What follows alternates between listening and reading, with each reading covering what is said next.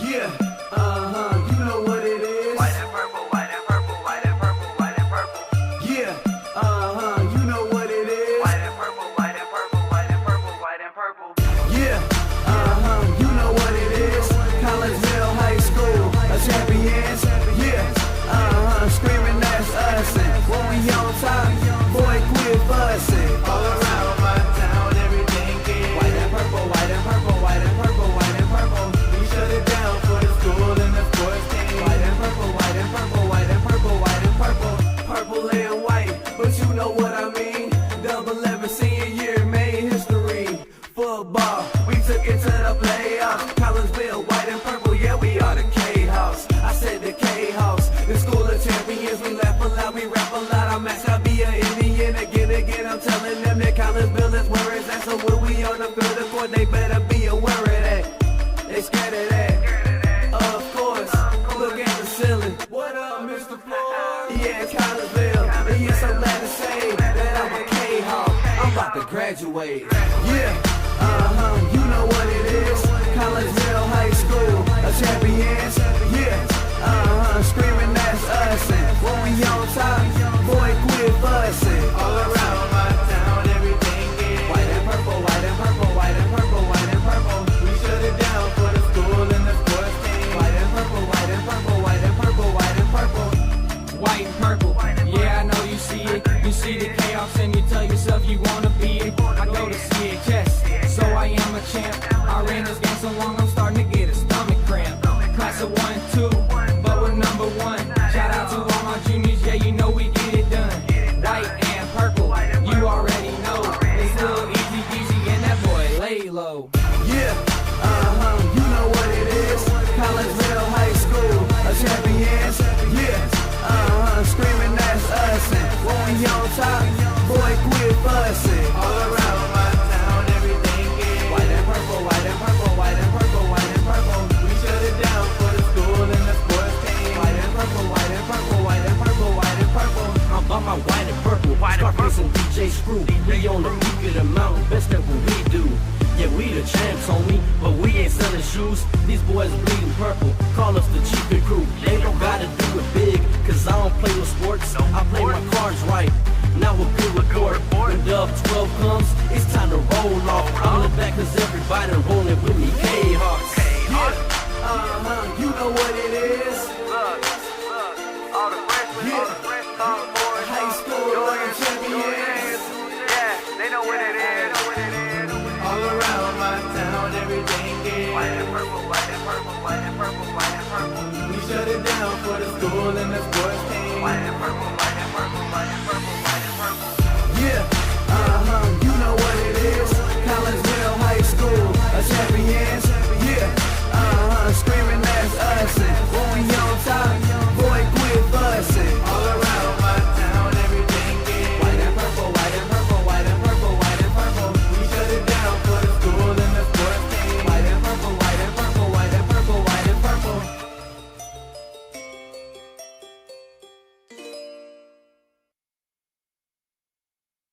And a very good afternoon, everyone, and welcome to Camelot Bowl here in Collegeville. It is our final look at the boys Kahok bowling team as we make our way into January. We got one more bowling match coming up for you in about 3 weeks. That'll feature the girls, and that'll be our final look into both the boys and the girls bowling teams on the year. My name is Todd Duke, and welcome once again into another broadcast here on the Kahok Sports Network. And welcome into the pregame show brought to you today by Chiropractic Works in Collegeville, owned and operated by Dr. Chris McCluskey. He and his crew are focused on helping as many people as possible live high-quality lives, all through chiropractic care and wellness. You can visit Dr. McCluskey at Chiropractic Works in Collegeville, 410 Regency Center, just off of the Beltline Road in Collegeville. Give them a call at 618-343-3602 or online at chiropracticworkscollegeville.com. Well, the Kahawks today are taking on the first-place team in the Southwestern Conference in the O'Fallon Panthers. They are 13-0 on the year. They are coached by Mike Imes. He is in his 22nd year as the head coach of bowling at O'Fallon. Collegeville, they come in with a record of 7-6 on the boys' side, and they are coached by Sean Hay. He is in his 24th year. Eli Hay, his son, is the assistant coach, and he'll be joining us here in just a moment for our pregame interview. Well, Collinsville is coming here after the Taylorville Challenge. Before that, it was the Mid-State Invite in Peoria, and that was on the 27th of December. That was the first day of the Prairie Farms Holiday Basketball Classic Tournament. Collinsville finished in 8th place out of 18 teams with a series of 5,770 pins. Junior Daniel Wilde had a fine series at 1,256. That was good for 16th place in that tournament. And junior Jace Coates had the high game for Collinsville during that tournament at 255.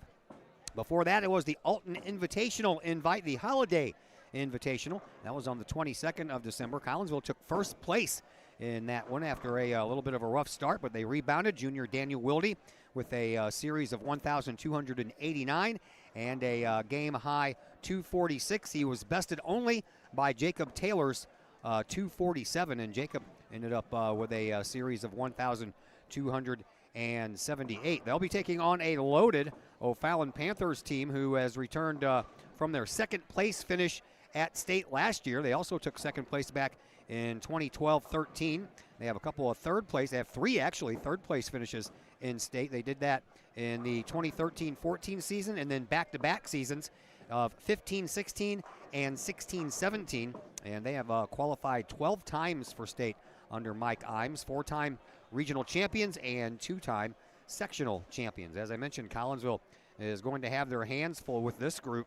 The O'Fallon Panthers come in pretty much loaded. They have 5 guys who are averaging over 200 this year, and the other 2 guys on the varsity roster, a 197 and a 196, so almost all 7 of their bowlers are averaging right around 200, and they are led by a couple of 214s of Jared Salzman and Mason Andros, who are both set to bowl here today. Collinsville, in retrospect, has just a couple of bowlers at 200 or more. Hayden LeDrew at 201 and Jacob Taylor at 205. Got a couple of guys close. Jace Coates averaging a 189 on the year, and Daniel Wilde averaging a 197. These two teams met earlier in the year at the end of November at O'Fallon, and Collinsville lost that one. 3,072 pins were the total knocked down by O'Fallon. Collinsville 2,819, and the Kahawks only won one of the 3 matches head-to-head, a 963 for Collinsville in that third match to a 905 for O'Fallon in that third match as well. But O'Fallon had 1,080 in the first match, 1,087 in the second match, while Collinsville countered with 941 and 915, and they're going to have their hands full. The high during that game with O'Fallon was Daniel Wilde's final game of the day when he rolled a 244. Taking a look over at O'Fallon, their high game of that particular matchup was a 254 that was rolled by Connor Lunning, whose brother plays for the O'Fallon Panthers soccer team. But there was 1, 2, 3, 4, 5, 6, 7 times during that 3-game series that O'Fallon had bowlers well over the 200 mark. All right, we are going to take our first break, and when we come back, we'll talk things over with Collinsville assistant coach Eli Hay, and we will do that next as the Chiropractic Works pregame show continues here on the Kahok Sports Network. The Ortho Gold TRT tissue regeneration machine is revolutionary new technology. It's known as a shockwave machine. In the hospital setting, it's lithotripsy. The machine looks sort of like an ultrasound head, but it's much different technology. It drives sound waves into tissue at 3,500 miles an hour. It's a 3 to 5 minute non-invasive treatment. This is revolutionary technology. It's great for acute, which means, injured tissue. New injuries per se, also chronic conditions. We have many people who have canceled knee replacements and shoulder replacements and treated lots of plantar fasciitis, foot, ankle problems. Overall, the Ortho Gold TRT soft wave machine is revolutionary technology. We've been very excited to bring it to our practice, and we've already helped a tremendous amount of people with it, and we're looking forward to helping a lot more.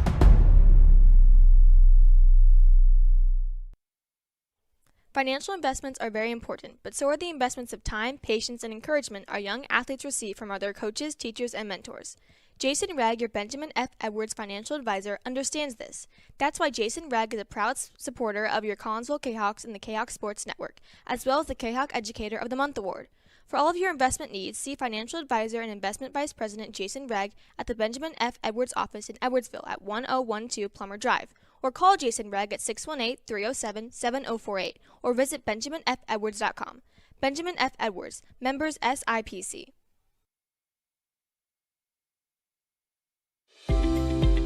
We love to have you come work for the City of Collinsville. We have many positions available, from seasonal jobs to full-time opportunities in many of our departments. From police and fire to Gateway Center, Parks and Recreation, and City Hall. Our employees enjoy great benefits like comprehensive medical plans, paid time off, tuition reimbursement, and more. Visit the city's website, collinsvilleil.org, to apply and learn more about working for the City of Collinsville. My name is Rayshawn Taylor, collegiate basketball player at SIUE. At the end of January, I had an ACL injury. I've been searching for ways to come back as best as I can after the construction. Dr. Chris introduced me to the Shockwave machine. I'm gonna be honest, at first I was kind of scared because I didn't want it to shock me and hurt me too bad. And I had heard something about it, and I did my research on it, and it turns out it didn't actually hurt. It just was a good pain. It's just finding where it hurts to promote the healing, and that's exactly what it did. I've actually had this surgery before. This time I feel like I'm back on my feet quicker, much faster. I'm much stronger than I was up to this point last time. And honestly, I feel like I could play right now. I'm excited to get back on the court. Thankful that Dr. Chris introduced me to this.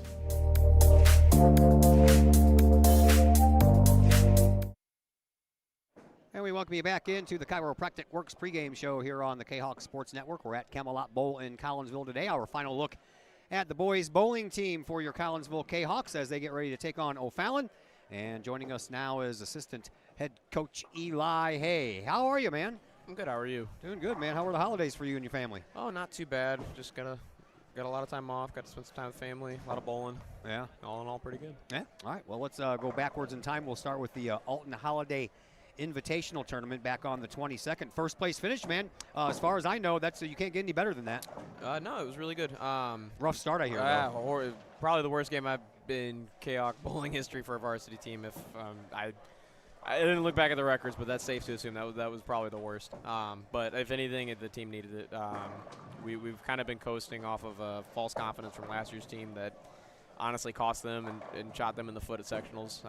Up until that moment, I think we've been riding on the same thing and realized that maybe we don't have what we think we have. So it's kind of like hitting rock bottom, and we worked up from there, and we ended up finishing the tournament with the best set we've had all year. So worst start in history, finished with the best set we've had all year. So trended in the right direction. That's good.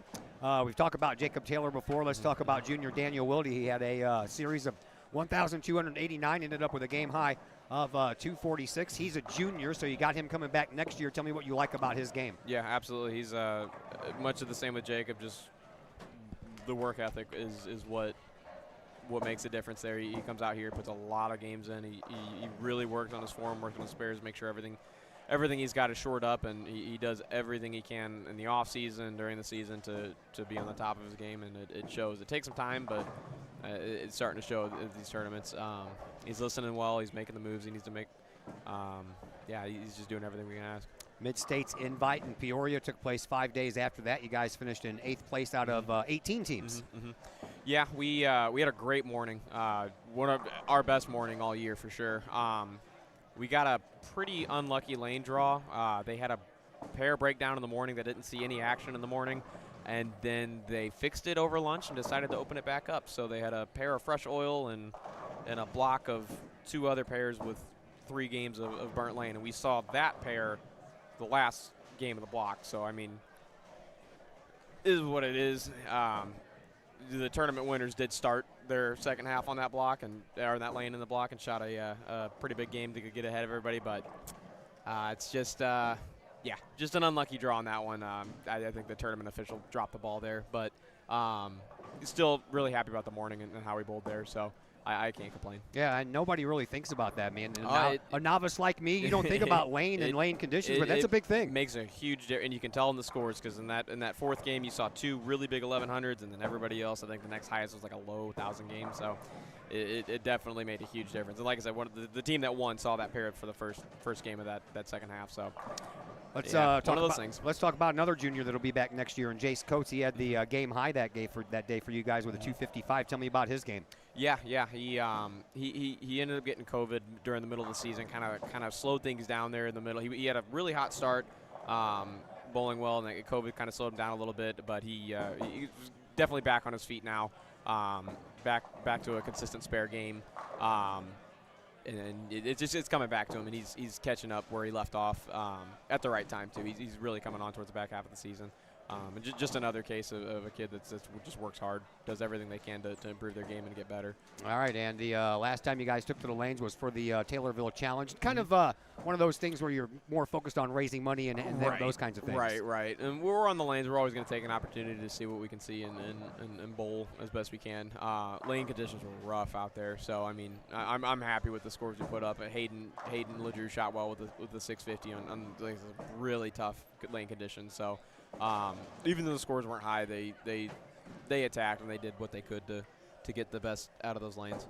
All right, man. Well, you got O'Fallon today. You're going to have your hands full because these guys are pretty good. Oh yeah, yep. They're like I said, coming off a second place finish in the state. They're legit. They're ranked in the top 5 in the whole state. They're always good. They're always our toughest competition. But we tend to catch them on the back half of the year. We usually catch them in this match. So we'll plan on doing that again.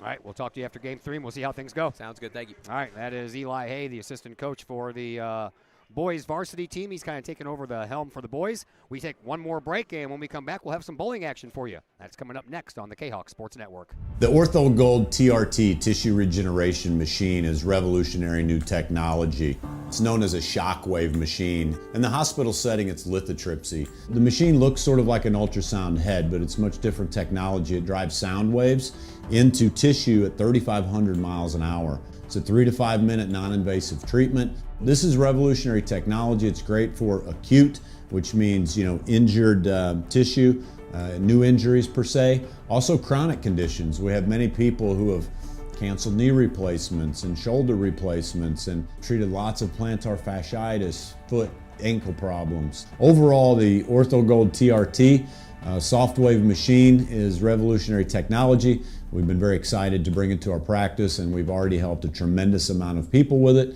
and we're looking forward to helping a lot more.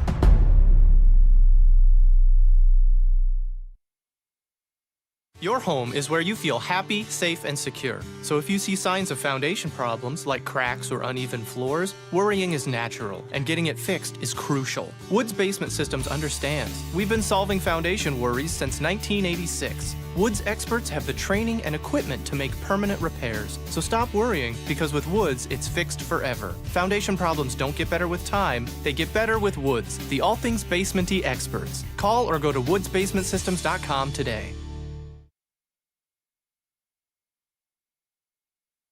All right, once again, we welcome you back here to Camelot Bowl in Collinsville. Kahok's getting ready to take on the O'Fallon Panthers, and as I mentioned, they're going to have their hands full. 5 bowlers out of their 7 on their varsity roster are averaging over 200, and the other 2 guys are right behind them, so we'll keep an eye on this and see how things go. Each team has another tournament coming up on Saturday, the Panther Challenge, and then after that, Monday is the last day of the year of the regular season for both of these squads. Collinsville will play their season finale in Alton in 5 days. And up next for the O'Fallon Panthers, they're going to be on their home lanes, and they'll be taking on Belleville East. That'll also take place on Monday. So these 2 teams winding down their seasons. Matter of fact, the regional playoffs, they begin a week from Saturday. So we are underway. Here is Mason Andros. Mason Andros on lane 25 has a sleeper to start off with, and he picks that up. Collinsville still in a little bit of a huddle over here on lane 26. So Brody Hodginson has not bowled yet. So here's the order. Brody Hodginson, the sophomore for Collinsville. Jace Coates, the junior. Hayden LeDrew, another sophomore. Jacob Taylor, the senior. And Daniel Wilde, the junior, is the anchor bowler here this afternoon for Collinsville. We already have seen Mason Andros over on lane 25 for O'Fallon. He is a junior. Chase Keene is a senior in the number 2 spot. Landon Parmalee is a junior in the number 3 hole. Jared Salzman, a senior in the 4 spot. And Connor Lunning is a junior, and he is the anchor bowler here this afternoon for O'Fallon. So here is Chase Keene over on 25 before Collinsville even gets going. O'Fallon already on their second bowler. The varsity girls are right next to us over on 27 and 28, so of course we'll keep an eye on them as we move along. Here is Brody Hoganson, and down 26 he goes, and how about a strike to start off for Brody? A spare for Mason Andros, and then a strike for Chase Keene for O'Fallon on 25. And here comes Landon Parmalee over on 25 for O'Fallon. O'Fallon has the word Panthers on the backs of their bowling shirts, while Collinsville just goes with the city name in Collinsville. And here is Jace Coates on 26 now for the Kahawks. Down it goes. See if Collinsville can start off with back-to-back strikes. How about that? So Hoganson and Coates start off with back-to-back strikes for Collinsville. Back-to-back strikes for O'Fallon as well after a spare start by Mason Andros. Here is Jared Salzman. Salzman will pick up a strike, so a team turkey here in the first frame for O'Fallon. We'll see if Collinsville can keep up. Here is Hayden LeDrew, the sophomore, on 26 for your Kahawks. And a 10-pin left standing, so Collinsville is going to have to try to work on a spare here. Meanwhile, Connor Lunning over on 25. We'll see if he can keep the strike parade going here for the Panthers. We're in frame number 1, game number 1 of a 3-match sit, and a sleeper over there for Lunning. Hayden LeDrew trying to pick up this 10-pin over here on 26 for the Kahawks.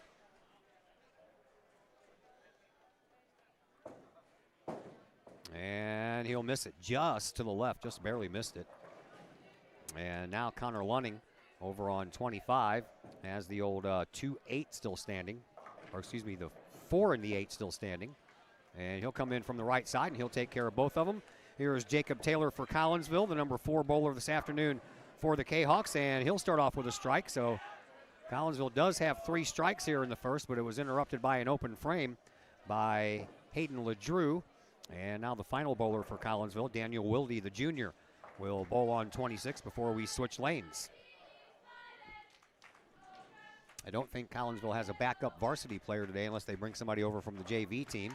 I know that O'Fallon has a couple of guys over here. They have 7 guys standing around, and there is Daniel Wilde. So Collinsville with 4 strikes in that frame and an open frame right in the middle of those. And for O'Fallon, they have 3 strikes and 2 spares in that open frame, and they lead your Collinsville Kahawks by 1 pin, 50-49 after 1 frame in the books. Here is Mason Andros for O'Fallon on 26, and he will leave up the 3, 6, and the 10. Brody Hoganson on 25 will begin frame number 2 for Collinsville. Girls also just beginning frame number 2. Actually, they're 1 bowler away. That young lady right there, the last ball on frame number 1. So after 1 frame for the girls, Collinsville has a 3-pin lead at 50-47. Got a long way to go, so don't look anything into those early scores as of yet. And for Brody Hoganson, how about back-to-back spares to start off with? And for O'Fallon, or excuse me, that was O'Fallon's side. O'Fallon's on this side now? Okay. Yeah, they are. Never mind. So an open frame for Hoganson to start off frame number 2. Meanwhile, Andros and Keene have back-to-back strikes.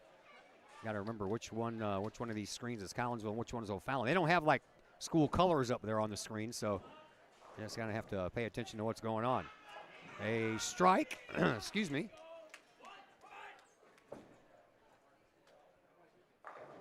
I think that's backwards. They have the arrows pointing over on the other side, but I don't know. I'll figure it out. How about 4?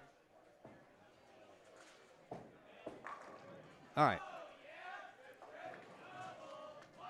Collinsville is on the screen on the right. Okay, so on the left is O'Fallon. So O'Fallon has the open frame, not Collinsville. Collinsville has 4 straight strikes to start off this second frame. So nice job by the Kahawks here. Here is for O'Fallon, Jared Salzman, and he'll get the last one to fall down right at the last moment. Meanwhile, here is Daniel Wilde over on 25 for the Kahawks. And how about all strikes in the second frame for your Collinsville Kahawks? That's the way that you need to do that. One more ball coming up here for Salzman on lane 26 for O'Fallon. And Collinsville is going to erase that 1-pin deficit, and they're going to end up leading this after 2 frames. But as I mentioned, very early. Here is Salzman. Salzman with a strike. So the only bowler left is Connor Lunning. No, that was Connor Lunning. I'm very confused here right off the bat. All right, that was Salzman that had that 1 pin that fell down late, and they had to change the score because the computer already went up. 145 to 139. A strike by Andros. See what 3 days of basketball will do to you? I don't think my brain's recovered yet. Here's Brody Hoganson on 26 for Collinsville. And Brody with another strike, so he's got a turkey.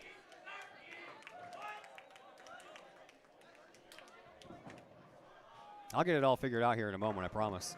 Over on the other side, another strike there by Chase Keene, and Keene also with a turkey. And now here's Jace Coates for Collinsville, looking for a turkey of his own. Collinsville only has the 1 open frame so far, and that was by Hayden LeDrew when he missed that 10-pin. Everything else has been a strike, but that's not going to be a strike. That one did a nice enough job all by itself by staying up on the lane and not going in the gutter. But the 1, 2, and the 7 remain for Coates. Meanwhile, here is Parmalee, and Parmalee will leave up the 10-pin.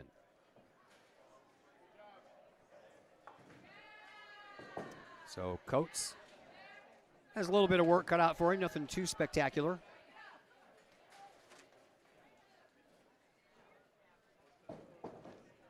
He readies himself down 26, and here it goes. Coming in nice. There you go. That's how you do that. Nicely done there. Spare. First spare of the game for Collinsville. And Parmalee, he'll take a spare as well, as he does pick up that 10-pin over on lane 25.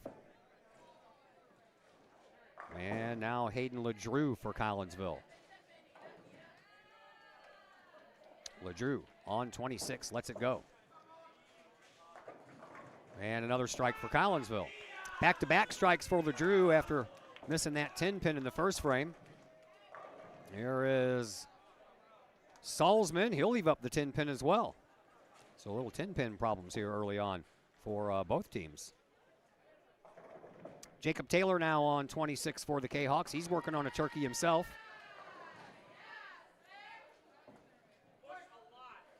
And he'll enter it from the left-hand side of that head pin, and he'll leave up the 6 and the 10-pin. Salzman takes care of that 10-pin over on 25. So now Connor Lunning, the final bowler for O'Fallon on 25, but right now it's Jacob Taylor, the number 4 bowler for Collinsville on 26. Trying to take care of the 6 and the 10, and he does just that. So Lunning on 25, and then Wilde on 26 to end frame number 2. Lady Kahawks are already started frame number 3. Collinsville up by 30 pins right now on the girls' side of things. Oh, 7 pins stayed up for Lunning. Let's see if Wilde can pick up his own turkey here. And he does. 3 straight strikes to start off this first game for Daniel Wilde, the junior.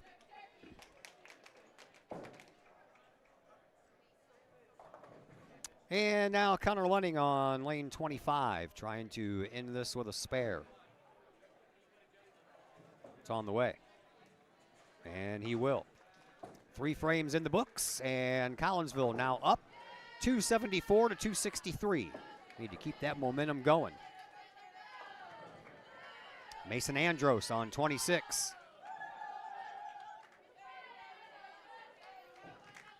Looking like the Karate Kid with that little headband going on there. He'll leave up one. Got the O'Fallon headband. I think a couple of them do, actually. A couple of them with those full sets of teenage hair. I used to have hair like that. Here is Brody Hoganson on 25 now for Collinsville. He'll leave up a mess. Andros on 26 trying to pick up his spare. He will.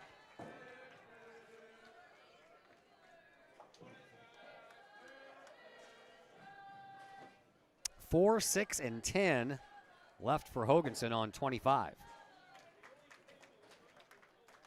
Here's Chase Keene, the other headband wearer for O'Fallon.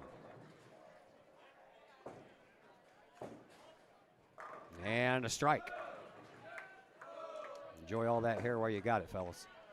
Here's Collinsville, and right down the middle of that mess down there was Hoganson, and he'll leave himself an open frame after a turkey to start.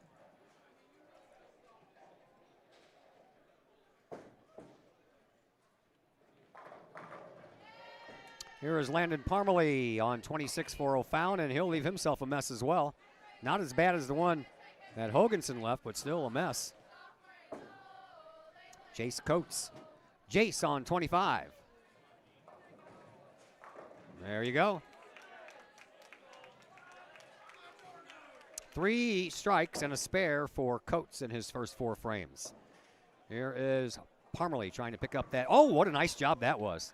That was a good pickup on a split pair over here on 26.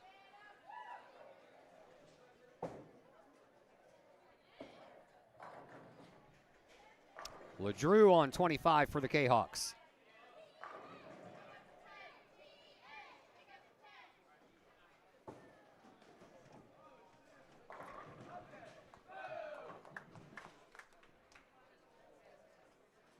I might need to raise this camera up a little bit with all these guys crowding in on there on that front step.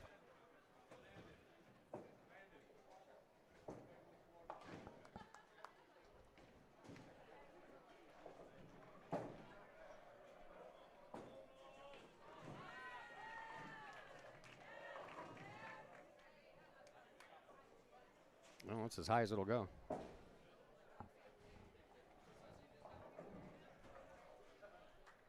All right, just about finished up with frame number 4 here. Here on 26 is Connor Lunning, and he leaves himself a mess. Jacob Taylor on 25 for Collinsville. How about a strike for young Mr. Taylor?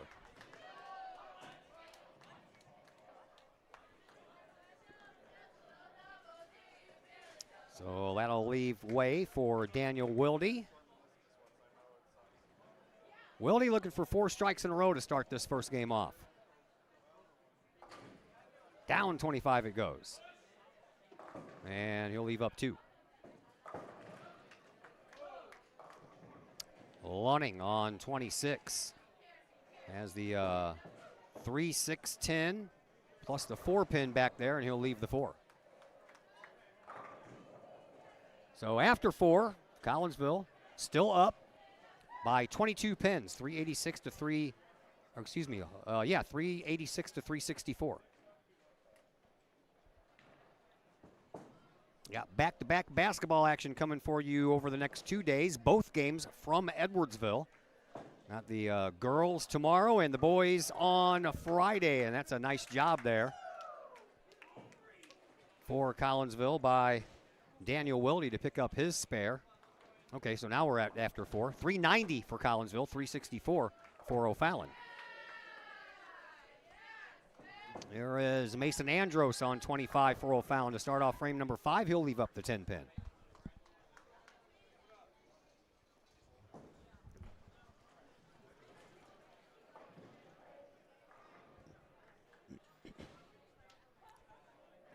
Brody Hoganson on 26 will lead off frame number 5 for the Kahawks. And he'll looking good there. Andros on 25 looking for that 10 pin. He'll pick it up. And that's the way frame number 5 gets started. Here's Jace Coates now for Collinsville on 26. See, they stand back a little bit more. You can see a little bit more when Collinsville's on 26.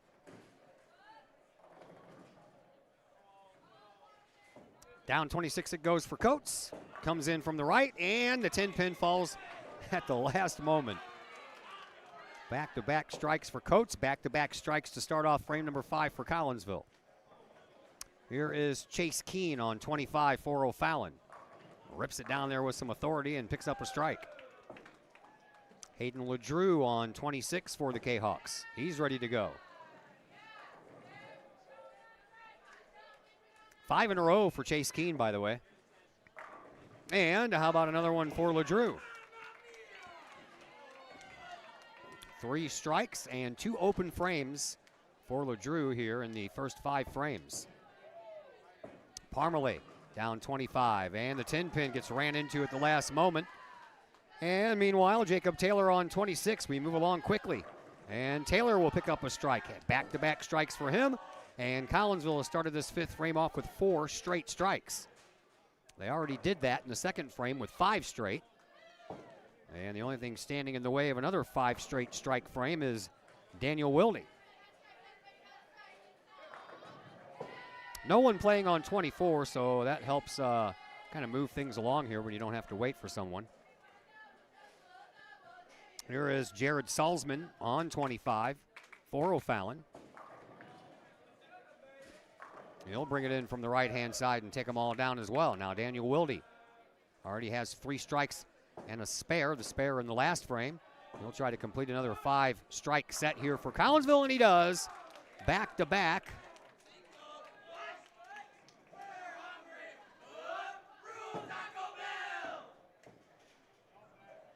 All strikes for Collinsville in the 2nd and the 5th. How about that? Connor Lunning on 25 to end frame number 5 and does so in fine fashion. 4 straight strikes to end that 5th frame for O'Fallon after Andros started off with a spare. And after 5 frames, Collinsville up now only by 7, 470 to 463. Ladies are doing all right, 335 to 278 as they begin the 5th frame. And 1 pin stays for Andros. As Brody Hoganson gets ready over on 25.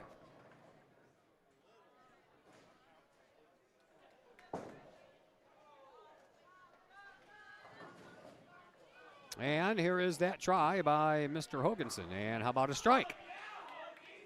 Spare picked up by Andros, so he has back-to-back spares. And back-to-back strikes for Hoganson.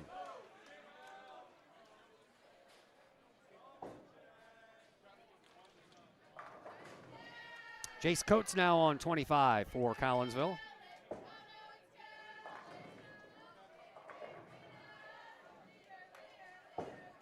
And it's on its way. And that one was hugging the lane, man. Woo! Lucky to get 7 out of that. Here's Chase Keene on 26 now for the Kahawks. Strike for Keene. And that, for young Mr. Keene, is 6 strikes in 6 frames. I think that's pretty good, from what I've been told. Jace Coates on 25.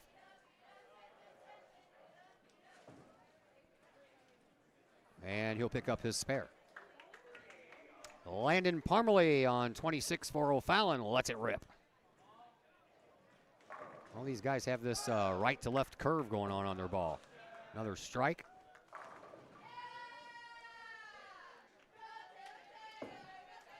Hayden LeDrew on 25 for Collinsville. And he left up the 10-pin, so no 5 straight strikes in this frame. Well, that was pretty evident after the spare by Jace Coates anyway.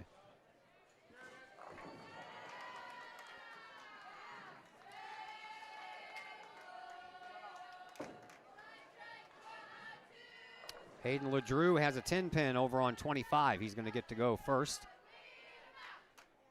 before Jared Salzman does, as Salzman was waiting for the young lady Panther over on 27 to get finished. And LeDrew picks up the 10 pin, and his teammates are like, oh my God, he did it. All right. On 26 now for O'Fallon. Salzman. He'll leave up not only the 7 and the 10, but he's got the 4 to deal with as well. Jacob Taylor on 25 leaves the 10 pin up.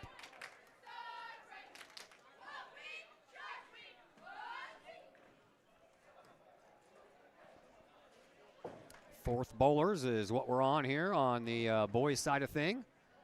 Jacob Taylor will go first, try to pick up that 10 pin. And then Salzman will have a mess to deal with down there. Conventional wisdom would say go for the 4-7. It's better to get 2 than 1, and that's exactly what he's going to do, and he'll take care of that, leave the 10 pin up, so an open frame for Salzman, and that brings us to our anchor bowlers. Here or is Daniel Wilde on 25 for the Kahawks. Oh, got lucky that didn't leave in a split. In case you're wondering, that big blue bowling ball on the wall in the middle of your screen, that is right over lane 26, obviously 25 just to the left of that. Here is Lunding, he'll finish up with a strike. And now it's up to Wilde to pick up his 9 pin before we can head to the 7th. The Lady Kahawks and the Lady Panthers just now finishing up the 5th. Here is Wilde. He'll take care of that. We will move to the 7th. Collinsville still up. 586 to 577.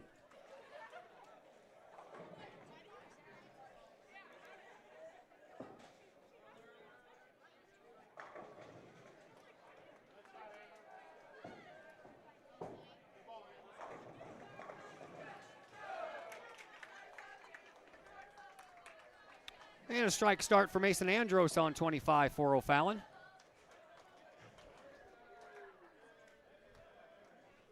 Here is Brody Hoganson for Collinsville on 26.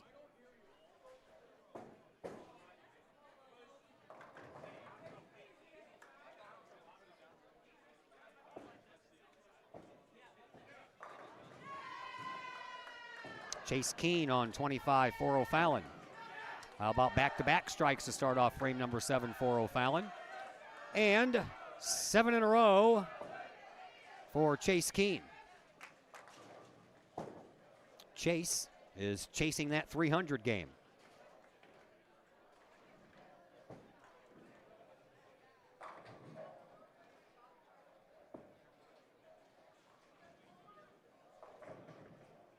Landon Parmalee on 25. That one comes in from the right, but just barely nicked that head pin, and that leaves up 1. Hoganson down 26, trying to pick up this spare, and he will.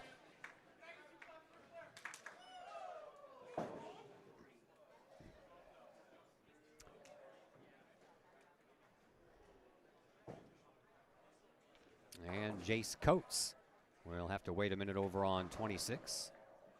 Meanwhile, Parmalee on 25 picks his spare up for O'Fallon. Now the junior Jace Coates ready to go on 26 for the Kahawks.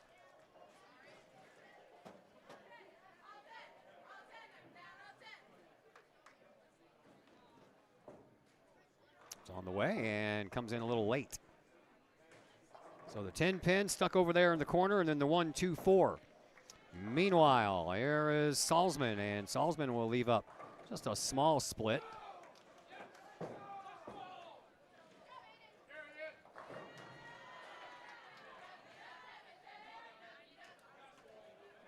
Three and the 10 pin left up for Salzman. Coates on 26. See what he can do with this.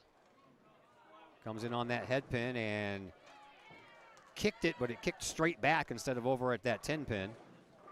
And a nice job over there for O'Fallon by Salzman to pick up his spare.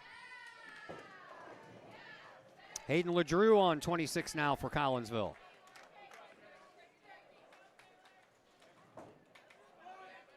That one's right down the middle. Usually a little bit of movement, more movement on that ball than that one from LeDrew. Connor Lunning, the junior anchor bowler for O'Fallon on 25. And that's a strike. That's a turkey for Lunning. Somebody almost got a toe smashed. So the seventh frame already over for O'Fallon. LeDrew ready to throw his final down 26 before Taylor and Wilde come up. And a spare pickup there by LeDrew. And now the senior Jacob Taylor, who has a 300 game under his belt this year, did that earlier in the season. He'll give it a try down 26. After Layla Jaoko goes for Collinsville over here for the girls on 27. Now Taylor's ready and lets it go. And a strike for Taylor. Taylor with strike, strike, spare, strike, strike, spare, and now a strike. Daniel Wilde will wrap up the seventh frame for us over here on the varsity boys side of things. Looks like lane 26 is missing a pin. So we're going to have to wait for him to reset it. Yep. That's exactly what you do. You press the button and there you go. I believe that was the 3 pin that was missing. It's there now. And Wilde is ready to go. Comes in nice and takes a strike. 7 frames in the books, and this one has turned back the other way. O'Fallon now leads 696 to 687 for Collinsville as we begin frame number 8. The Lady Kahawks and the Lady Panthers just beginning frame number 7, so the boys are a frame ahead. Next time we're here, we'll be here in about 3 weeks for a Lady Kahawks bowling match. And the boys will not be here because they'll already be into their playoffs. Looks like there's a pin stuck in the pin catcher over on 26. Upside down even. Over on 25, nice start there by Hoganson for Collinsville.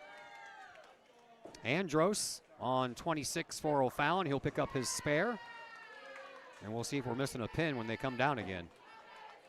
I think there's a pin caught up in the pin catcher, pin setter. Sure does look like it.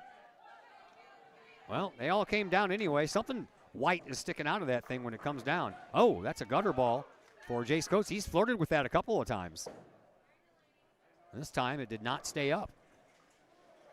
Chase Keene looking for his 8th strike in a row here for O'Fallon. And he will not be successful. As we say at home when we play the Xbox bowling, after you don't pick up a strike, well, there goes that 300 game. My wife bowled another 300 game over the weekend, her second one in 4 years. Not the same, I know. Still fun. So Coates going for a 10-pin spare. Excuse me. And he got it. Not very happy about it, but he got it. It's a lot better than back-to-back gutter balls there, Jace. Keene, with his 300 game gone, will have an open frame. He's not very happy. Hayden LeDrew on 25 for the Kahawks. And he'll pick up a strike. Tell you what, Collinsville's hanging tough here with this very, very good O'Fallon team. Second place in state last year.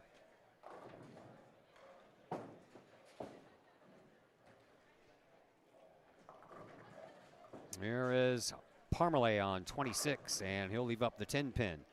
Meanwhile, Jacob Taylor is ready to go over on 25.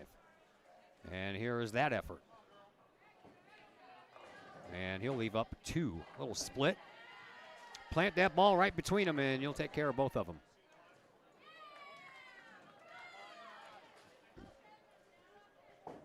Salzman. Or excuse me, Parmalee. On 26, got that 10-pin just at the last second. It was getting ready to turn out to the left, but got to that pin just before. 4 and the 5-pin on 25 remain for Jacob Taylor, and he'll just get the 5 and leave the 4 standing. That is his first open frame here in this contest. Salzman now on 26. He'll leave a wider split than the one Taylor just couldn't hit.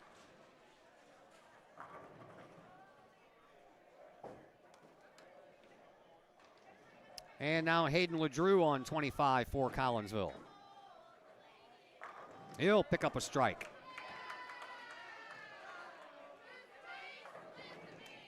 Or that was Daniel Wilde, sorry. Collinsville's already finished here in the 8th. I was looking at the other screen. Here is Salzman. Salzman, the number 4 bowler.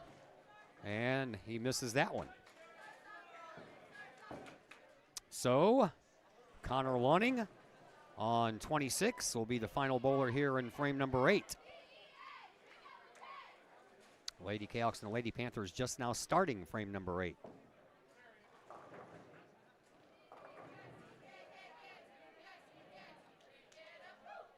Lunning, the junior.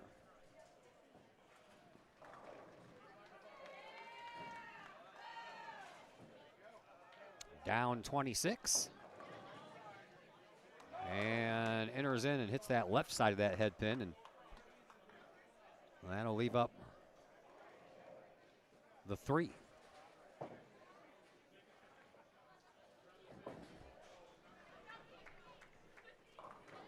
So 1 pin. All that's left here for Lunning and the 8th frame.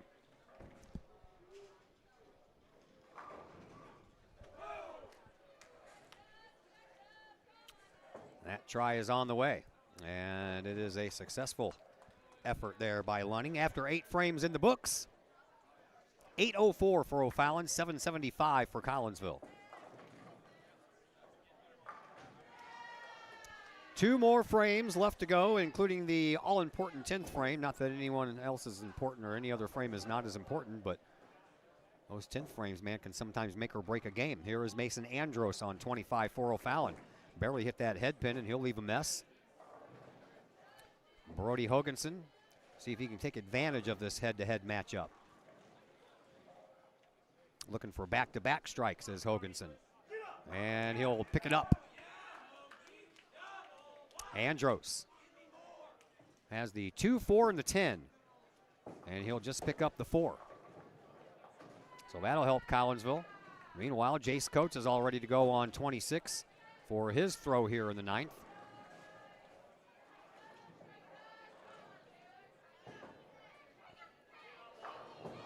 And that's a lot better than a gutter ball.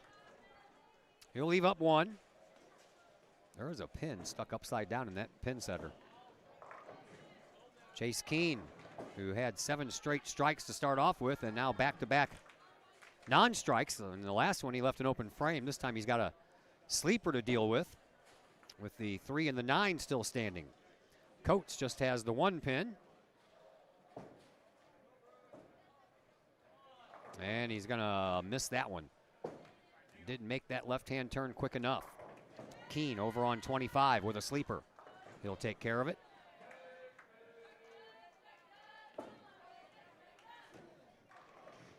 And now Hayden LeDrew for Collinsville on 26.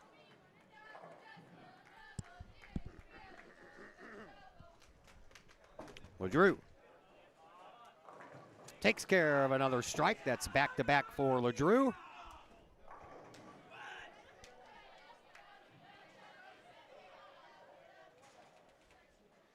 Here is Landon Parmalee on 25. He'll take a strike as well. Jacob Taylor now for Collinsville on 26. Comes in from the right. Oh, that's back-to-back splits now for Jacob Taylor. Here is Jared Salzman on 25 for O'Fallon. He'll earn himself a strike. Taylor on 26. 4, 7, and the 9, and he'll just get the 4.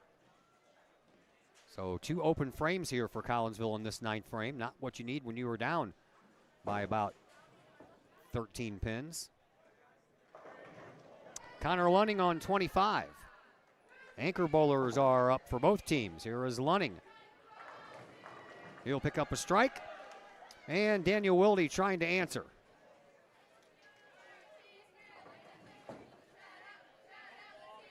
And, ooh. I don't know what happened there. That was a pretty good hit.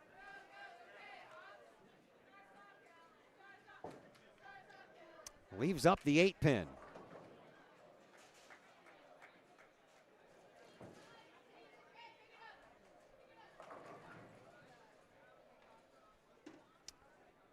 Ladies are just starting the 9th, and this is our final throw here in the 9th by Daniel Wilde on 26, and he'll miss that one.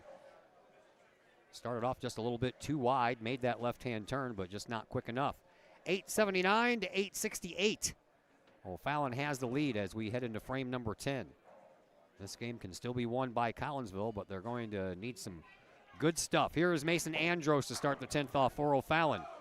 He'll start it off by leaving up the 6 and the 10. So let's see if Hoganson can capitalize on that and pick himself up a strike.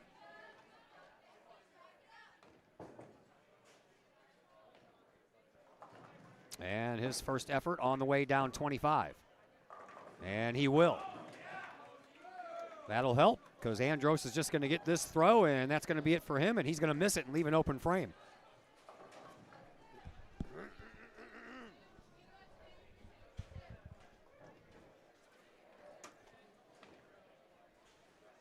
So let's see what Hoganson can do.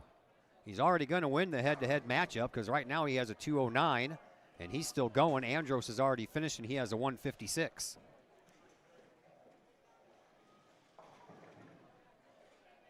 Before that happens, here's Chase Keene. Keene had 7 strikes in a row before he ran into trouble in the 8th, and continuing. He's left 2 pins up every frame after that. Hoganson on 25. And how about back-to-back strikes? Matter of fact, that is 4 in a row.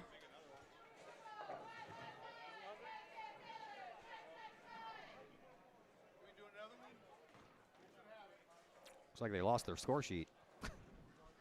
Here is Chase Keene. Keene will pick up his spare on 26 and end with another ball. Meanwhile, one more throw here for Hoganson. That was a long wait for him.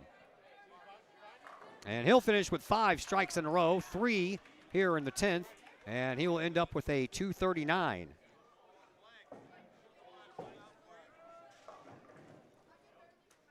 Almost got that last pin to fall into the 10th, did Keene, but he will end up with a 241. Meanwhile, Jace Coates ready to launch his first on 25 for Collinsville, and he'll pick up a strike as well.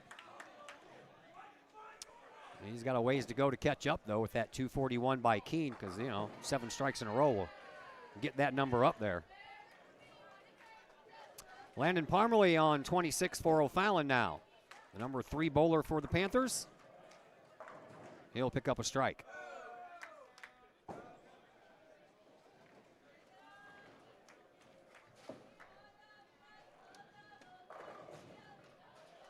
Coates for Collinsville. Wants to go back-to-back here in the 10th. Get up there. Well, that one kind of stayed off to the right-hand side like that gutter ball he had earlier, but luckily for him, it didn't continue to stay right, as he has that 10 pin tucked back there in that right-hand corner, and then the 1-2-4. Lady Kahawks are winning 8-14 to 7-30, as they are almost finished with the 9th. Another strike there for Parmalee. And Coates over on 25 trying to pick up his spare. Turkey for Parmalee. And he still has one more throw coming. Coates. There you go. That's the way to do it. Nice job. Throw is a strike over here on lane 26. And Parmalee will end up with a 233. Hayden LeDrew over on 25, his first throw here in the 10th. Stays over to the right, missed the head pin completely. Meanwhile, Jared Salzman on 26 goes for a foul, and he'll leave up 1. He didn't like it. I thought, a lot of people probably thought that should have been a lot better than leaving up that 1 pin. That's the 9 pin that still stands, but that's the way bowling works sometimes, man. Those pins, they'll swarm all around, and then 1 pin will be left standing after the dust settles. Here's LeDrew on 25. He'll pick up his spare and have 1 more go at it here in the 10th. Salzman trying to pick up his spare and have 1 more throw. He will as well.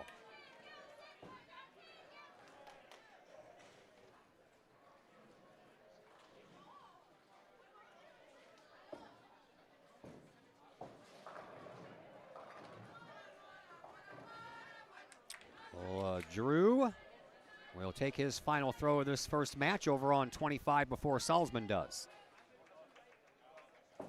And down 25 it goes. And he'll leave up the 10 pin.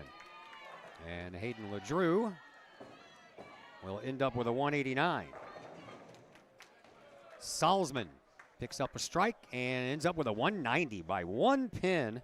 Well, that's not even the head-to-head match. Parmalee already had LeDrew beat with a 233. But 190 for Salzman, and he's going head-to-head with Jacob Taylor, who steps up with a 173 on his first throw here in the 10th. And he'll have a sleeper to deal with. Battle. Here is Connor Lunning, and he'll pick up a strike to start off his 10th frame. Here's that try. Turn, baby. There you go. So 1 more throw coming up for Taylor. And as of right now, he is 7 pins behind Salzman. So he needs at least 8 to fall on his final ball. Here is Lunning. He's going head-to-head with Daniel Wilde, and right now it's close. Lunning leaves 1. Oh, no, he does not. Fell down at the last moment. Taylor, he'll pick up a strike, and he'll win that head-to-head battle. 193 to 190.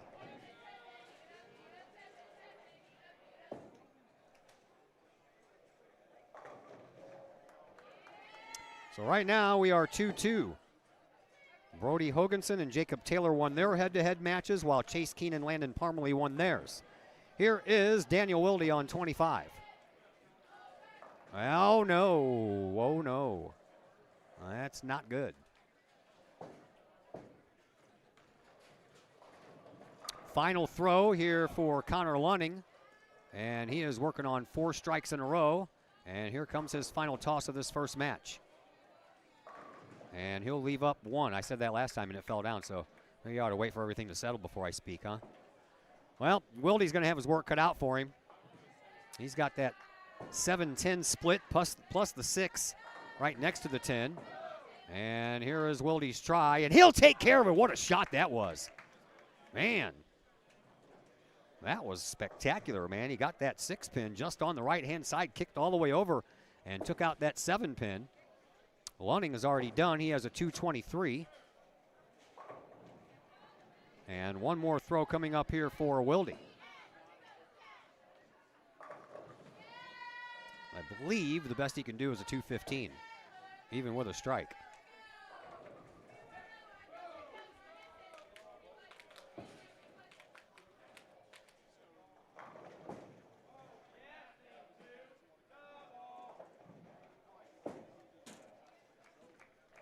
Here is Wilde's final throw, and we're going to end game number 1 with 2 more standing. And Lunning will win that head-to-head matchup 223 to 213. And Collinsville loses the first match 1,043 to 1,021. Plus, they lost 3 of the 5 head-to-head matches, so Collinsville will go down after 1 frame in the books. So it is time for us to take a break. And when we come back, we will already be into game number 2, scheduled for 3. And we have our first break coming up for you right now. We'll be back in a moment here on the Kahok Sports Network.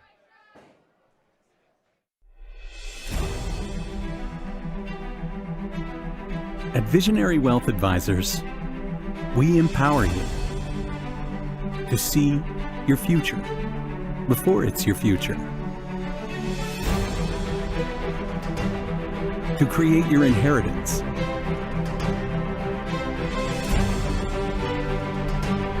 to build your vision,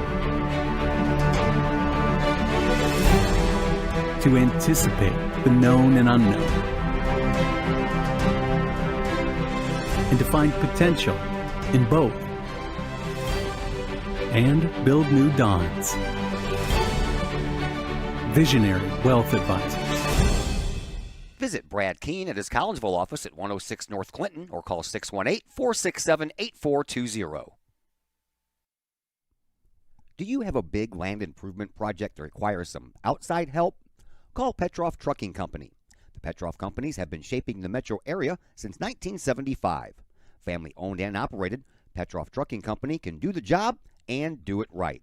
Hauling, excavating, and grading, they do that and more. Petroff Companies also has roll-off dumpster rentals. They also specialize in dirt and rock sales. Petroff Trucking Company can help you develop your land for your needs. Petroff Trucking Company. Check out their website, petrofftrucking.com, or give them a call, 618-797-6100. Petroff Trucking Company, shaping the metro area since 1975. All Pro Tees in Caseyville is your place for custom apparel and has been for over 20 years now. Why? All Pro Tees can handle any size project, big or small, and they specialize in large group orders. At All Pro Tees, quality is number one on their list of priorities, as is evident by their excellent service staff. Did we mention All Pro Tees has over 20 years of experience? They can even help with fundraisers and event merchandising for your group. And of course, All Pro Tees is your destination for everything Collinsville Kahawks. So for all of your apparel needs, for civic groups, sports teams, business outings, or even a family reunion, your apparel needs stop at All Pro Tees. All Pro Tees in Caseyville at 2240 South Morrison Avenue. Online at allprotees.com. Right across the street from Kahok Stadium. All Pro Tees, 618-344-2200. The Collinsville Area Community Foundation is our community's charitable foundation. We connect people, support programs, and guide resources to help our community thrive. Our board is made up of local leaders that donate their time and expertise to identify opportunities for long-term community impact in and around Collinsville. Find out more about scholarships, grants, and ways to give back to the city we love by visiting CollinsvilleFoundation.com. And once again, we welcome you back to O'Fallon Bowl here in Collinsville. The Kahawks versus the O'Fallon Panthers. And the Panthers on the boys' side of thing won the first game. Looks like the girls are almost finished, and Collinsville is going to win that matchup team-wise, because with one ball left to throw, and here is Livy Montgomery to throw the final ball. Collinsville already has a lead before that ball is even thrown. And the Lady Kahawks are going to win that one 1,004 to 917. So at least I know that much. I don't know the head-to-head matches, but the girls won, the boys lost, and game number 2 is on. We're already underway here for the boys as they are almost finished with frame number 1. I'm going to step aside for a moment and leave you with the sights and sounds here of Camelot Bowl. I'll be back in just a moment.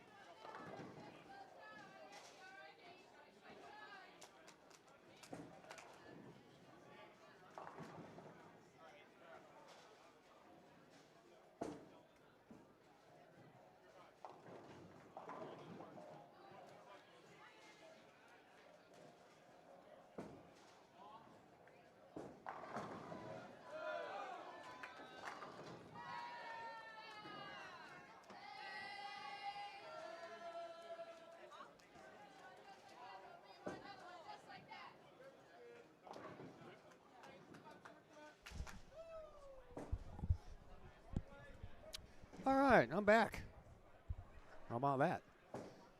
All right, let's see. I got a note handed to me here. Girls won 4 of the 5 head-to-head matches in their win, and they won 9-1. And we already know about the boys, but now I got a real updated score here, so let me update my my scoreboard. And O'Fallon actually leads 8-2.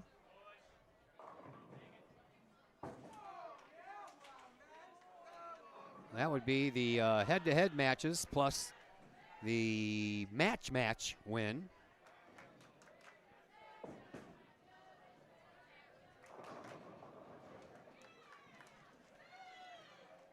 And the JV boys lost, and the JV girls won. Thanks to Todd Campbell for hooking me up with the scores from all over the bowling alley here today. We'll, of course, update that when we do our final post once I get back home. All right. Back on my perch. We are into frame number 3 on the boys' side. And I will give you a score after frame number 3. I want to do it in the middle of it because O'Fallon's already had 1 bowler goal, and Collinsville is just now sending up their first bowler.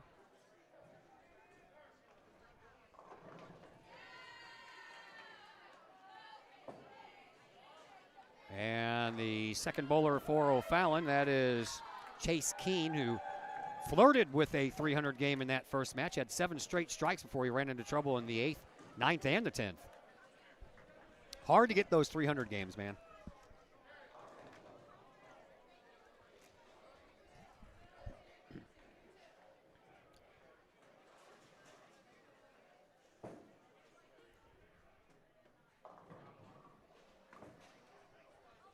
Here is Landon Parmalee on 26, and he'll pick up a strike after, well, that's 3 straight,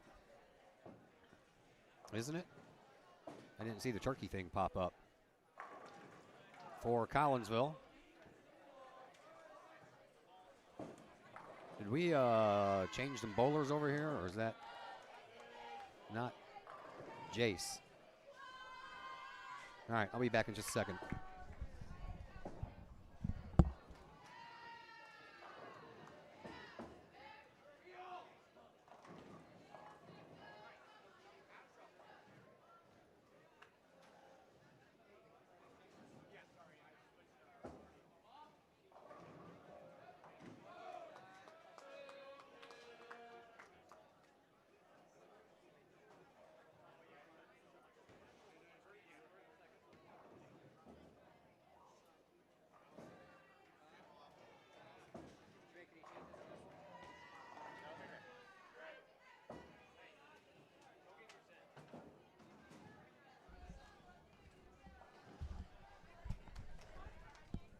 All right, I thought so.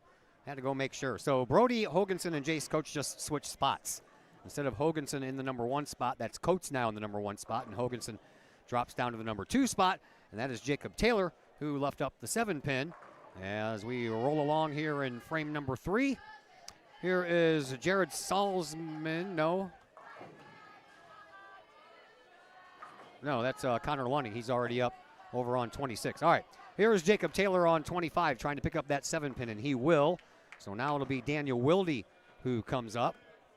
So Lunning has 1 more ball to throw, and he's the anchor bowler here for O'Fallon. And he has the 3 and the 6 to deal with on 26, and that is what he's going for right now. And he'll take care of that. All right, now I'm all caught up. Daniel Wilde over on 25 will end the 3rd frame here between Collinsville and O'Fallon. And he will do so with a strike. Man, he's going to get left with a split there for a moment, but he picked that one up, and he has himself a turkey over on 25. We'll switch lanes and begin the 4th frame, and right now Collinsville is up 253 to 241. Girls, they are just now finishing up frame number 2 in their second match.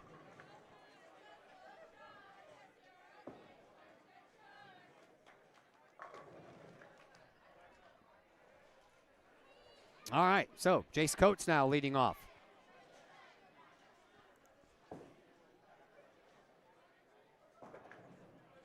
And he'll do so with a sleeper. Meanwhile, Andros had 1 pin to pick up over on 25, and he does.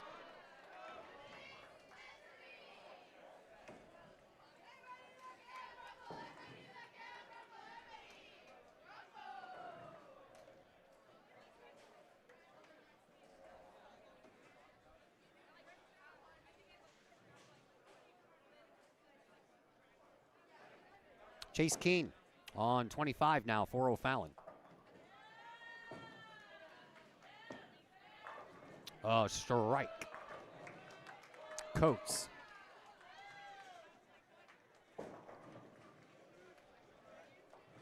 Down 26, trying to pick up this 2-8 sleeper, and he will.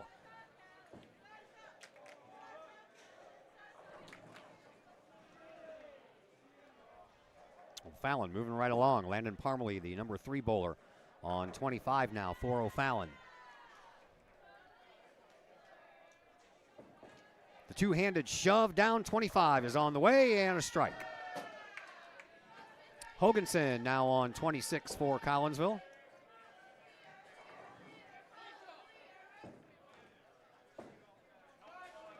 All right, down the middle, and he'll take care of all of them. Got a little assist from the pin on the far left, slid all the way over onto the right. Here is Salazar, and he'll pick up a strike as well for O'Fallon.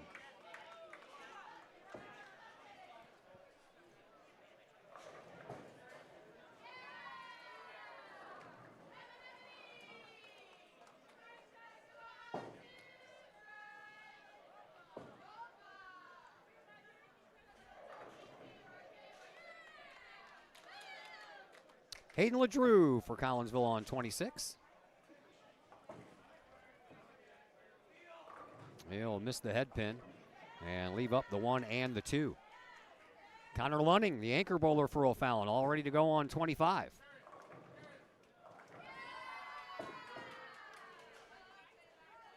He'll pick up a strike. So a spare by Andros. And then Keene, Parmalee, and Salzman and Lunning all picked up strikes, 4 in a row as a team for O'Fallon. There is LeDrew and his throw on 26, and that one's good.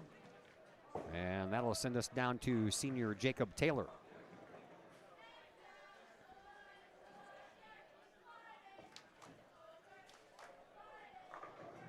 LeDrew with a 189 in his first game. Lets it go down 26. And he'll leave up the 6 and the 10.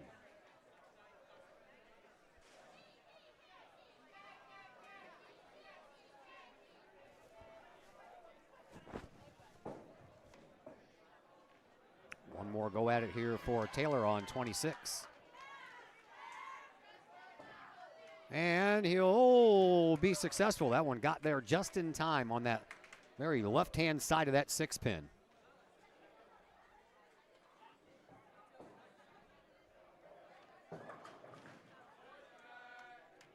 So that leaves Daniel Wilde over on 26. We can end the 4th frame over here on the boys' side. Girls, they are down to their anchor bowlers on frame number 3. And Wilde will leave up the 8 pin.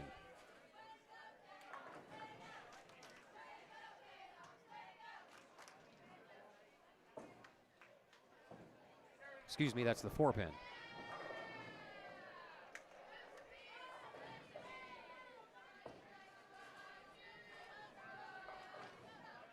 So one more throw here for the junior Daniel Wilde.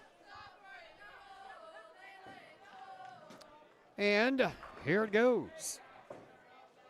And he'll miss. Off to the left. After 4 frames in the books, Collinsville up by 3 pins, 354 to 351. Collinsville had an early lead in that last match as well. And O'Fallon ended up winning by 22 pins. Here is Mason Andros. They don't waste any time getting going, man. He'll pick up a strike despite the fact that he went from right to left and hit the left side of the head pin. Jace Coates over on 25 for Collinsville.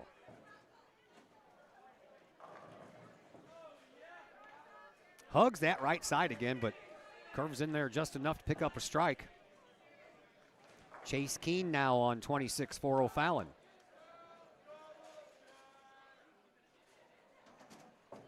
It's on the way. And right at the head pin. In that last match, every time that Keene missed, he left pins over on the right-hand side. This time, he's going to leave the 4 and the 7. Here is Hoganson on 25. He'll pick up a strike.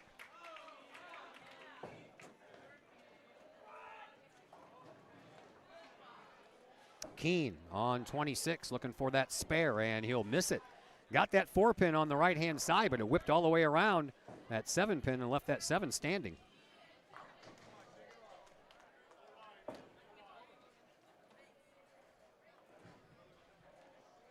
LeDrew on 25 for Collinsville. He'll pick up a strike. How about 3 straight strikes to start off the 5th frame for Collinsville? They had 5 straight in that first game. Matter of fact, they did that in the 2nd and in the 5th. Trying to duplicate that here in the 5th on this 2nd game. Here is Jacob Taylor on 25. He'll pick up a strike. All right. See if we can have history repeat itself here. Here's Parmalee on 26 for O'Fallon. He'll pick up a strike as well. We got strikes all over the place, kids. Daniel Wilde on 25, trying to make it 5 straight here in this 5th frame. And here is that effort. And he just can't do it. A 8 pin stands. Salazar, or Salzman, excuse me, on 26. He'll pick up a strike as well. 3 strikes out of 4 bowlers for O'Fallon. 4 strikes out of 4 bowlers for Collinsville.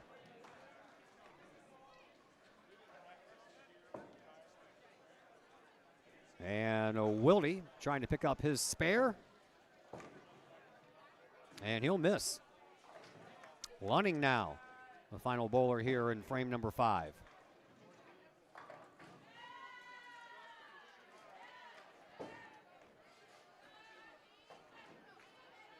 And here is that effort. And a strike. So 5 frames in the books here in game number 2. And Collinsville trails 467 to 453 now. So that 3-pin swing gone. And now Collinsville is down by 14. Lady Kahawks are leading early in that one, 283 to 250.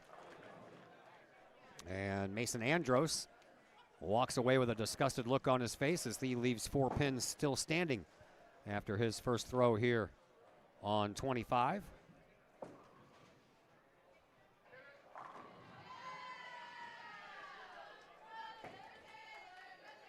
And here is that throw on 25, and it's in the gutter.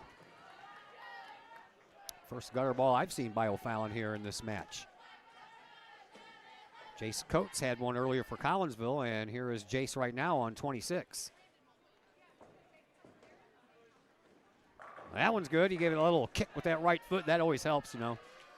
Body language, body English, never hurts. Here is Keene on 25 for O'Fallon. How about a strike?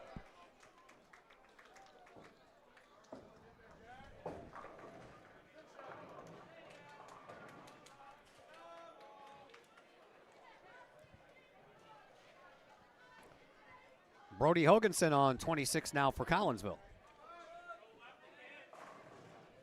Oh, I almost got that last pin to slide on over and hit that last one, but it just went behind it.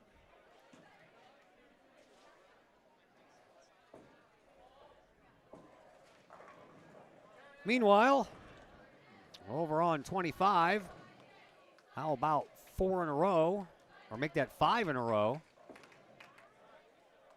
for Parmalee. The only thing stopping him from approaching that perfect game is a spare that he had in the first. Hoganson picks up his spare on 26. And Jared Salzman on 25 for O'Fallon.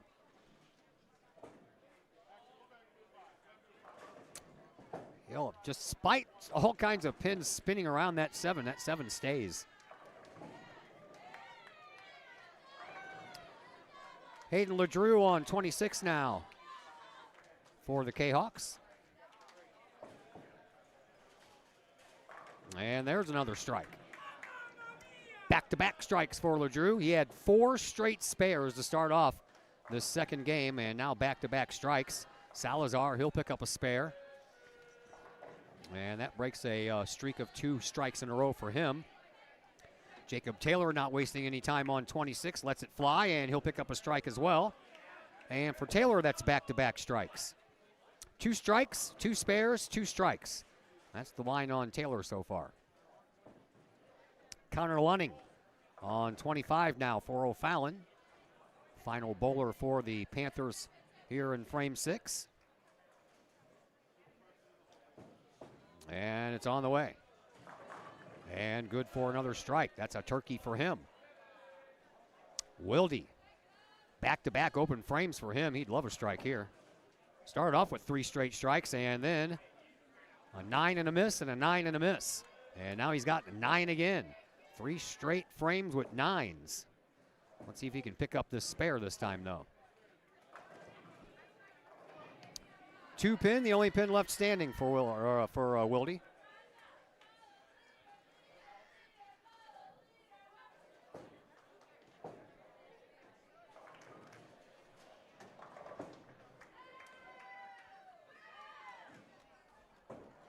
And he will get this one. Thought for a minute that was going to stay to the right, but glad to see that it did not. So, 6 frames in the books. Collinsville still down, 578 to 552.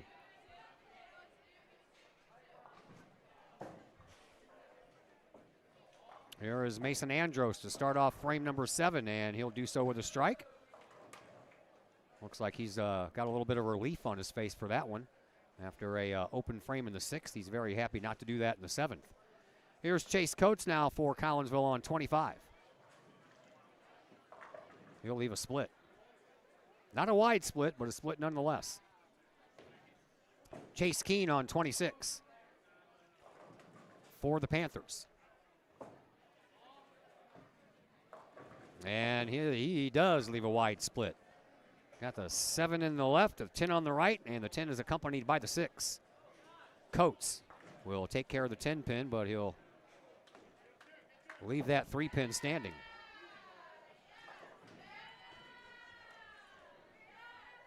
Chase Keene dealing with a mess over on 26. And that's a good looking move. Thought for a minute there he was going to pick that one up, but that 6 pin kicked over toward that 7, but just missed.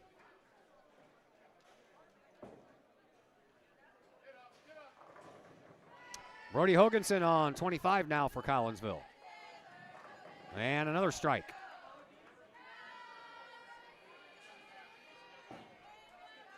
Three strikes out of his last 4 frames, had a spare in the 6th. Landon Parmalee now on 26 for the Panthers. That's good. Yeah, a lot of power behind it. Here is Hayden LeDrew on 25 now for Collinsville. And that's good for a strike. LeDrew with a turkey. Salzman on 26 for O'Fallon with another strike.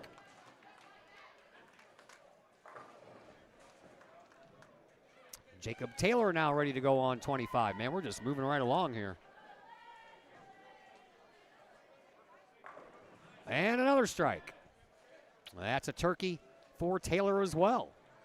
So LeDrew and Taylor mirroring each other here in this 7th frame. Well, the 5th, 6th, and 7th to be exact, with turkeys for both of them. Here is Connor Lunning for O'Fallon on 26.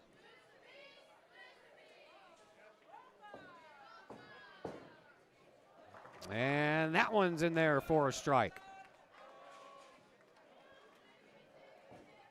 4 in a row for Lunning, and here is another strike for Wilde. And Wilde broke a string where he had 9, 9, 9 in the 4th, 5th, and the 6th. After he started off with 3 straight strikes in the 1st, 2nd, and 3rd, now he's back on the strike train here in the 7th, and after 7 frames in the books, Collinsville still trails 686 to 678, so the Calcs inching a little bit closer. Here is Andros. He'll leave up 1 over on 25 for O'Fallon. Jace Coates on 26. He's ready to go. The girls are just now starting frame number 6. Collinsville ahead 453 to 367. Coates lets it go. He'll pick up a strike, and at the same time almost, Andros picks up a spare.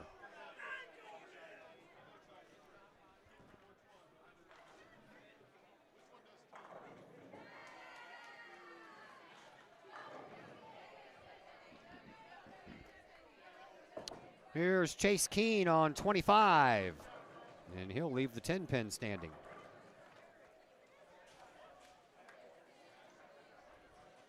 Meanwhile, Brody Hoganson on 26. And another strike.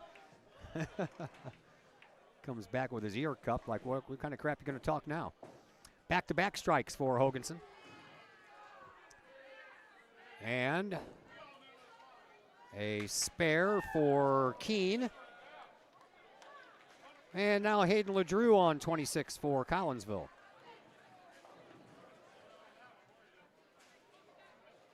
It's on the way. And he's going to miss the head pin. 1 and the 2 left standing, which all in all isn't bad when you miss that head pin. I mean, when you can get 8 pins to fall down without hitting that head pin, that's not too bad. Here's Parmalee. Parmalee on 25 will, oh boy.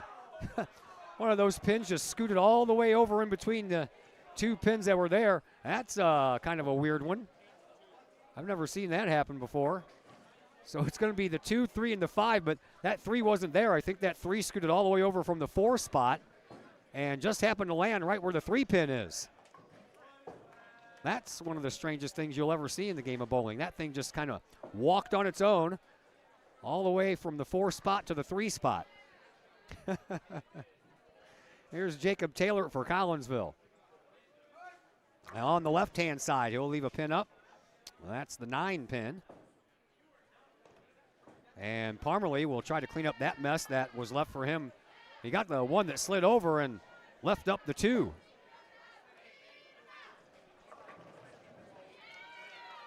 Nine pin for Jacob Taylor. He's on the money. Here is Jared Salzman on 25 for O'Fallon. Brings that wide turn in there and leaves the 10 pin standing.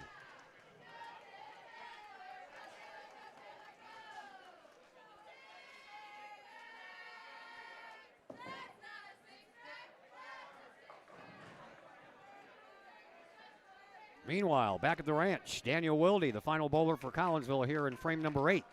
He lets it fly on 26. Right down the middle. That was too much head pin. Salzman on 25 takes care of that 10. We're getting late here in match number 2, or game number 2.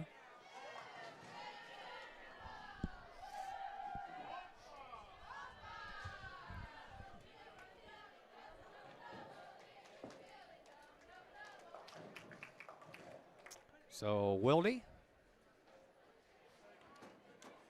will take his final throw here in frame number 8, trying to take care of this 6 and the 10, and he will. Meanwhile, Connor Lunning over on 25 will launch his first throw. Final bowler here in the 8th, and he will have a double split. 4 and the 7 on the left, 6 and the 10 on the right.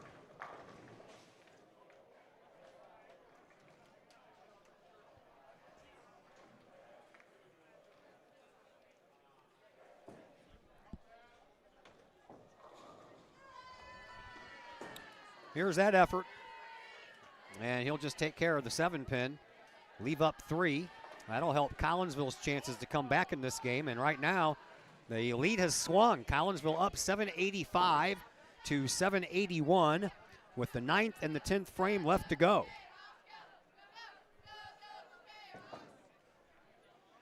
Here is Mason Andros, and he'll knock them all down after a sliding pin. Comes from left to right to take care of the final pin that was left standing.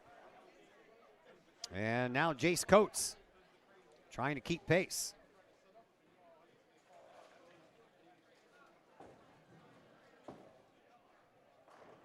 Coates on 25. Lets it go. And he'll leave up 2. Here's Chase Keene on 26 now for O'Fallon. He'll leave a split. He's got the old 7-10-6. Coates just has the 4 and the 7 over on the left side to deal with. And he'll take care of him.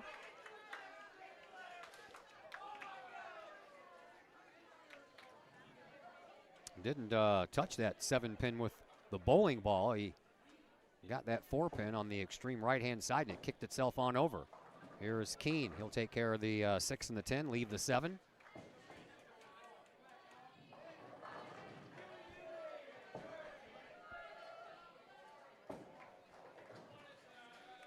And Landon Parmalee on 26 will go before Hoganson will. Here's Parmalee's try on 26, and he'll leave a split as well. Collinsville needs to take advantage of these things, man. Hoganson working on back-to-back strikes. Down 25 it goes.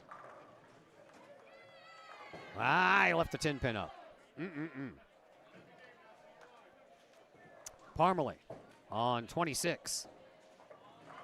Trying for the 2 over on the left. He'll hit him and leave the 1 standing. So back-to-back open frames here for O'Fallon.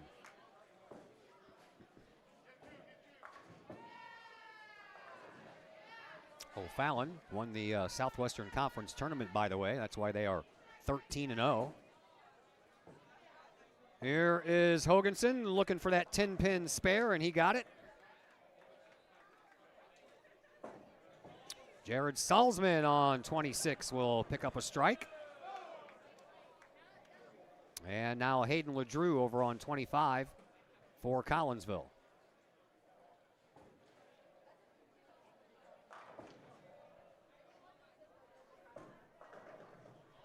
LeDrew leaves the 10 pin up as well. Is the 10 pin nailed down over there or what? They got that sucker velcroed to the lane. Connor Lunning on 26 now for O'Fallon. Swings that one in from right to left and takes care of another strike. And that's going to do it for O'Fallon here in the 9th. Collinsville still has to get through this last ball from LeDrew, and then Jacob Taylor and Daniel Wilde still have to throw. Stay up there. There you go. So Jacob Taylor now on 25 for Collinsville. Collinsville has a chance to widen their lead, though, with 2 bowlers left. And those 2 open frames in that 9th killed O'Fallon. And Taylor trying to make them pay with a strike. Collinsville's going to have a pretty good lead here going into the 10th once we get finished here with Daniel Wilde. So Fallon's done. They have 8:56. Collinsville right now stands at 8:73 with 1 more bowler to go. Here is Wilde down 25. And he'll pick up a strike as well. And Collinsville will lead 8:93 to 8:56 going into this 10th and final frame here in game number 2. So it's set up now for Collinsville to win one of these and take us to the rubber match in game number 3. But as I mentioned earlier, these 10th frames, man, they can come back and bite you, or you can just drive the old nail in the coffin. Here is Jace Coates to get the 10th frame started for Collinsville on 26. It's on the way. And gets in there, and that 10 pin just won't go down for the Kahawks. And on 25, how about a strike? And I do not think that's Mason Andros, is it? Andros had the other headband on. That's either Josh Lightfoot or Connor Hicks, one of the two. One of the backup bowlers. Meanwhile, Coates will take care of his spare on 26, and he'll have one extra throw here in the 10th.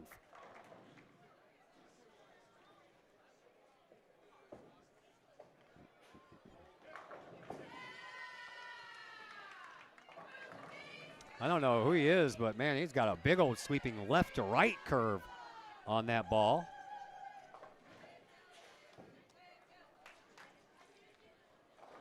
Guess I'll have to find out here from Coach Imes after we're finished with this second game. I mean, bowling the last frame isn't that much, but if he's going to stay in there, I kind of need to know his name. And one pin left standing for Jace Coates.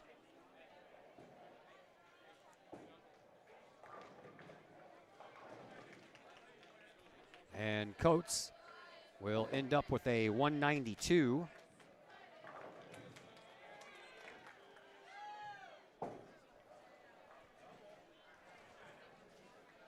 And one more throw coming up here, I believe. Yeah.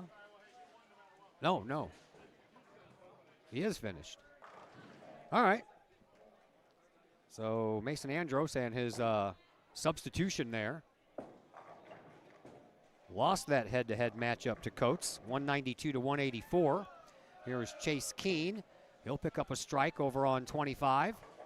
And Brody Hoganson trying to keep up on 26. He'll enter it from the left, miss the head pin just off to the left-hand side.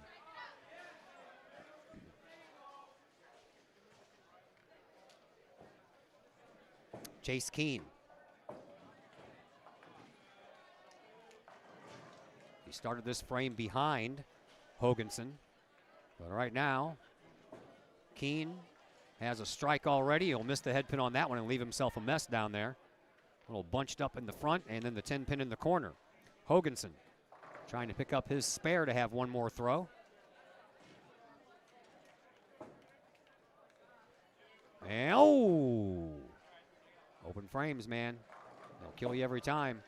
That's why Collinsville has the lead. Back-to-back open frames in that last frame by O'Fallon. And almost picking up that spare was Keene, as Hoganson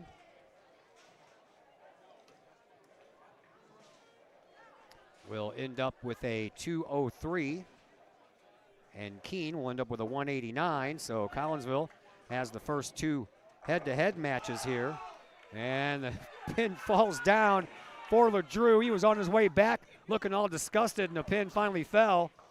Meanwhile, Parmalee over on 25 leaves up the 6 and the 10.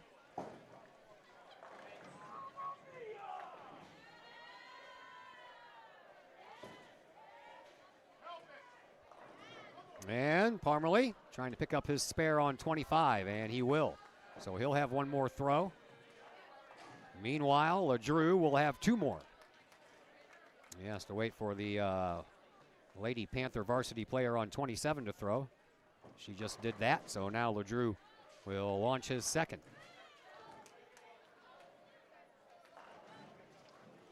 And it's on the way. Oh, couldn't pick up that 7. Between the 7 and the 10, man, these corner pins are tough to get to fall. Final throw for Parmalee over on 25 here in game number 2. And he'll finish it up with a strike. And he will end up with a 224. One more throw coming up for LeDrew.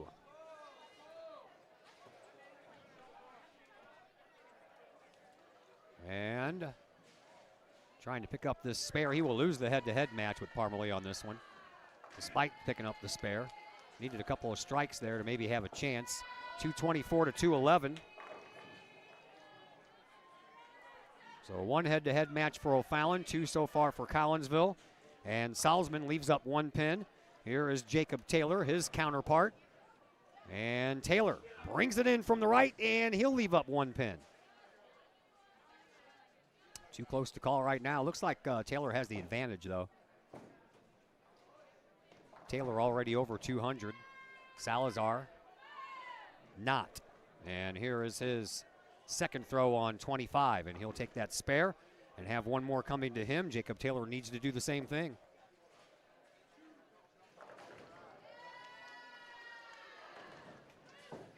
And he will. So one more throw coming up for both the number 4 bowlers. Salzman will go first on 25. Lady Kahawks and the Lady Panthers just now starting the 9th.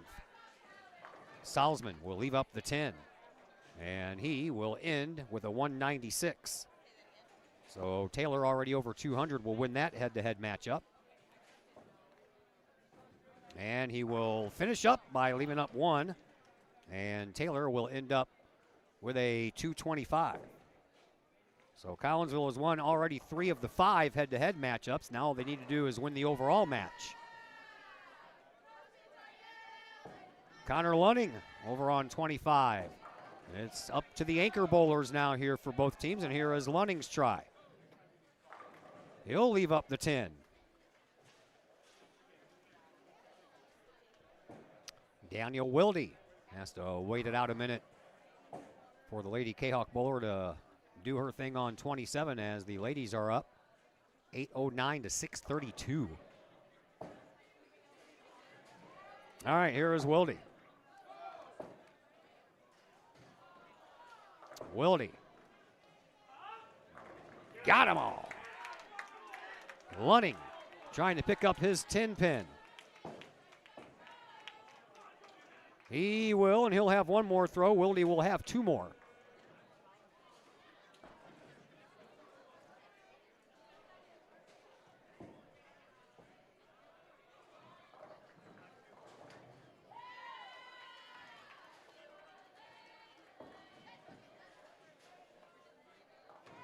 All right. Wilde. He'll go first down 26. Trying to catch up to Lunning. And how about another strike? That's a turkey for Daniel Wilde. And the final throw of game number 2. Down 25 it goes for Lunning. And he'll leave up another pin. And Connor Lunning will end up with a 209. And right now, before he even throws the final ball, Wilde has a 206.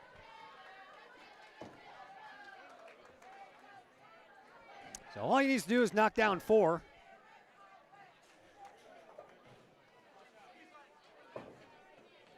And the ball on the way, and oh boy. That was just enough. How about a 205 or a 5 and a 211 to win the head-to-head match. 211 to 209. Collinsville wins the match 1,042 to 1,002. So we are going to go to a final rubber match here, as Collinsville ended up winning 4 of the 5 head-to-head matches, and they won the overall game as well. So we're going to have a very important third and final game here on the boys' side of things. And I'll update the scoreboard after we take a little bit of a timeout while Todd Campbell helps me figure all this scoring out. And we'll be back here in just a moment on the Kahawk Sports Network. Looking for a new place to catch the game with a cold drink and some great food? Look no further than 1101 Bar and Grill in Caseyville. 1101 Bar and Grill features pizza, burgers, wraps, and salads, plus 7 large screen TVs to catch the latest Kahawk games and all of the pro sports across the spectrum, and all the college football and basketball you can handle. 1101 Bar and Grill in Caseyville, 1101 Caseyville Road, right across the street from Kahawk Stadium. Call 1101 Bar and Grill for carryout orders at 618-223-1332. Keep your ride shiny and clean with Extreme Details Vehicle Detailing in Collinsville. Owner Jay Merkel and his crew at Extreme Details believe in the value of community and in helping their community hold the value of their vehicles with a sharp-looking, clean ride that you and your community can be proud of. Extreme Details can handle any job, whether you drive a small car, an SUV, or even a bus or RV. No job is too big or too small at Extreme Details. Extreme Details offers scratch and oxidation removal, no matter what you drive: cars, trucks, motorcycles, boats, and more. Plus, Extreme Details can handle fleet vehicles for you and your company. Call Jay and the gang at Extreme Details at 618-977-1224. Check for periodic specials on the Extreme Details Facebook page. Put the shine in your ride with Extreme Details, 618-977-1224. Lakeside Roofing in Collinsville. Let the professionals at Lakeside Roofing protect your most important investment, your home or business. Have the elements taken a toll on your roof system? Notice a leaking roof? Maybe it's time for a free roof inspection. Regular maintenance can extend the life of your roofing system by 10 years or more. Lakeside Roofing is your winning team for commercial and residential roofing systems. Lakeside All-Star professionals have installed, repaired, and maintained hundreds of roofs on both sides of the river. Call Lakeside Roofing today at 618-344-2800 in Collinsville or 314-241-5253 or online at lakesideroofing.com. Choose experience, choose Lakeside. Todd Duke here, proud member of the Collinsville Educational Assistance Association. Whether you call us teachers' aides, paraprofessionals, or educational assistants, it all comes down to one thing: taking care of students. More importantly, your student. Yes, we are there for the teachers, and we help them in any way possible. But our goals are in line with our teachers in that we want to see our students succeed at not only being a student, but well beyond that as we ready them for the world outside of the classroom. We are Union Strong. We are Kahok Strong. We strive to help students reach their potential. We are the Collinsville Educational Assistance Association. Go Kahawks! Lottie's Cafe, Collinsville's hidden gem. Lottie's Cafe offers food, cocktails, and gaming in a great atmosphere highlighted by fast and friendly service. Lottie's Cafe also offers a unique menu that features soups and salads, sandwiches and paninis, pizza and flatbreads, appetizers and desserts, as well as breakfast. That's right, we said breakfast. Unique breakfast items such as a breakfast stromboli, a breakfast BLT, and breakfast burritos. Lottie's also offers creative cocktails, a wine bar, the coldest beer around, and a video gaming area for those 21 and older. And don't forget the Lottie's Cafe gift certificates. Lottie's Cafe, Collinsville's hidden gem. Check them out online at lottiescafe.com, on Facebook, or in person in the Strip next to the Walmart Neighborhood Market. Or call Lottie's Cafe at 618-223-8256. Lottie's Cafe, Collinsville's hidden gem. And once again, we welcome you back to Camelot Bowl. Look at that scoreboard, will you? Collinsville took an 8-2 deficit and flipped the script and turned it into an 11-9 lead as we head into the third and final game of this match. The Lady Kahawks and Lady Panthers are onto their 10th frame. They're a couple of bowlers in, so we do not have a final on the girls yet.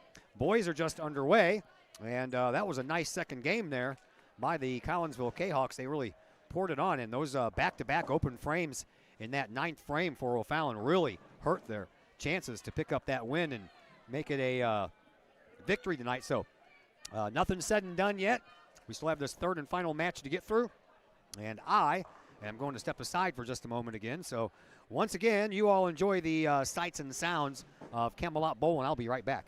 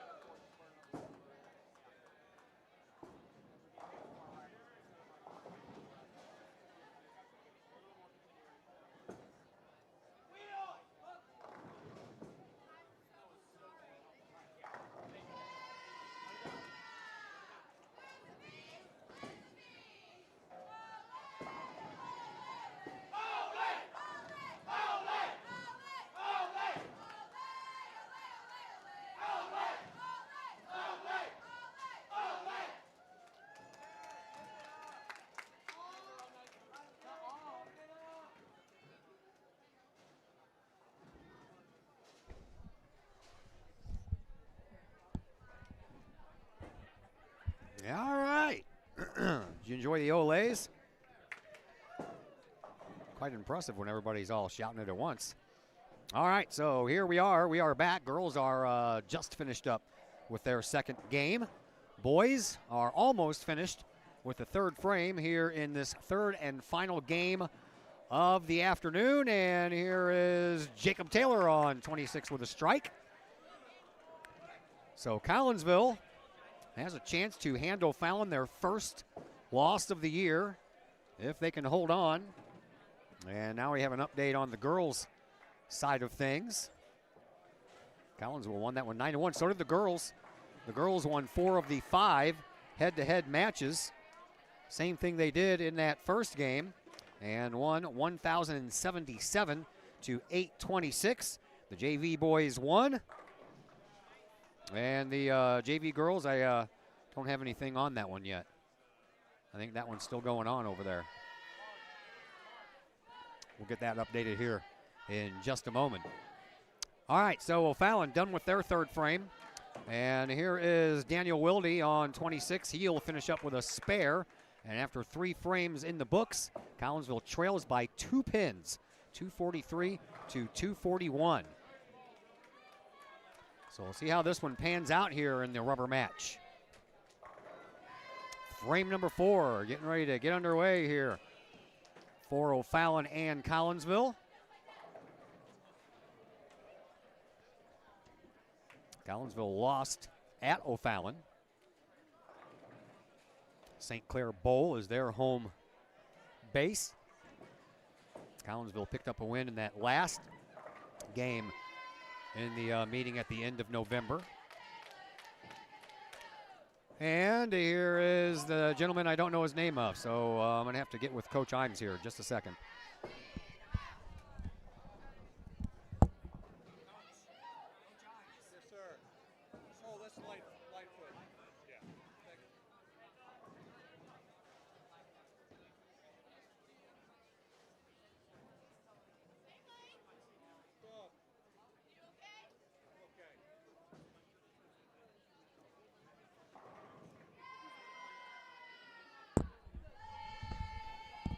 I knew there was something else I wanted to accomplish besides going to the restroom. That is Josh Lightfoot. No relation to Gordon, at least I don't think so. Josh is a senior. And he took over the final frame for Mason Andros. And now he is in here for O'Fallon in the number 1 spot. And Lightfoot on the year. If I can find the right sheet. 203 average. So he's one of the 5 that averages over 200. Here's Chase Keene on 26 now for O'Fallon. After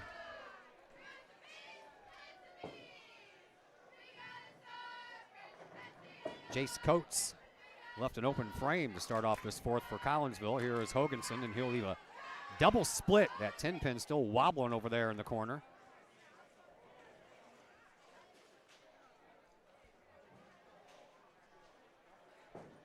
And now Landon Parmalee for O'Fallon on 26.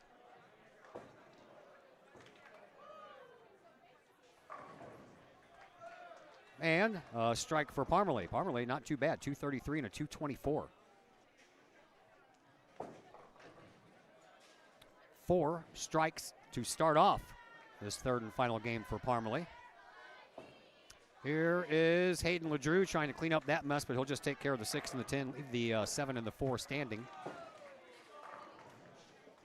And that'll bring up Jacob Taylor. Jared Salzman with a strike. 3 strikes. Or excuse me, his first. 2 spares to start off with. Jacob Taylor down 25 for Collinsville. He'll pick up a strike. Trying to keep pace with Salzman. Now we're down to our anchor bowlers.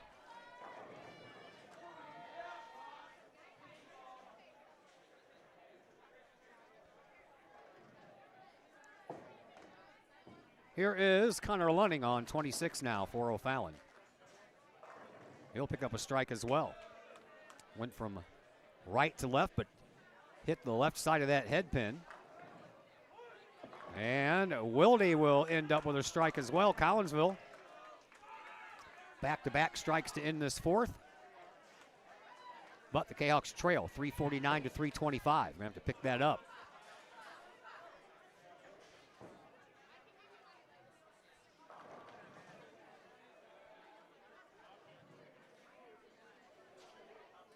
Josh Lightfoot, the senior for O'Fallon, over on 25. He is a lefty, just like Moa. And he couldn't get that one to sweep over far enough from left to right. Missed the head pin. Jace Coates on 26.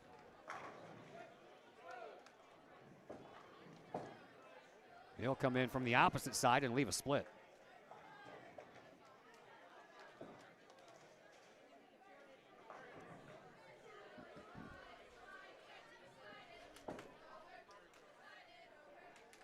He's going to get that split ball. He's got the 2 and the 10. Tough pickup, especially for a righty that has a right to left hook like he does. And he'll give it a try and miss both. So back-to-back open frames by Jace Coates will not help Collinsville's endeavor to pick up this win.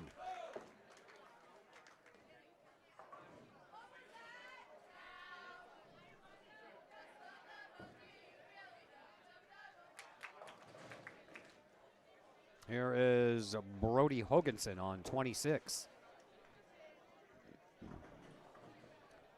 Josh Lightfoot. I don't even see him. He's got a mess down there to clean up on 25. Hoganson leaves the 6 and the 10. What happened to Lightfoot? Oh, he had to go back to his bag to get a ball. Apparently he wasn't liking the one that he was using.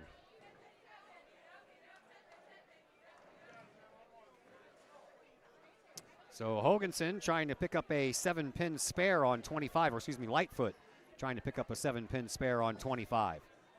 And that one is not going to be as good as the other. That was almost the same directionality that the first one had. Here is Hoganson on 26 for Collinsville with that white ball. He'll take care of a spare.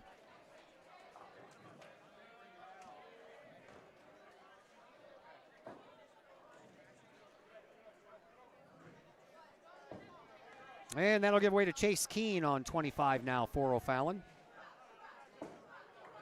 Keene picks up a strike. Hayden LeDrew on 26 now for Collinsville. He'll pick up a strike as well.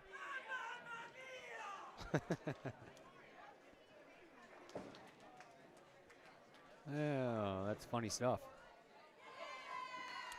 All right, Jacob Taylor on 26 now for the Kahawks. And it's on the way. Get in there. There you go. Back-to-back strikes for Collinsville and a turkey for Taylor. Here is Landon Parmalee on 25. He'll leave a small split. The 2 and the 7 remain standing.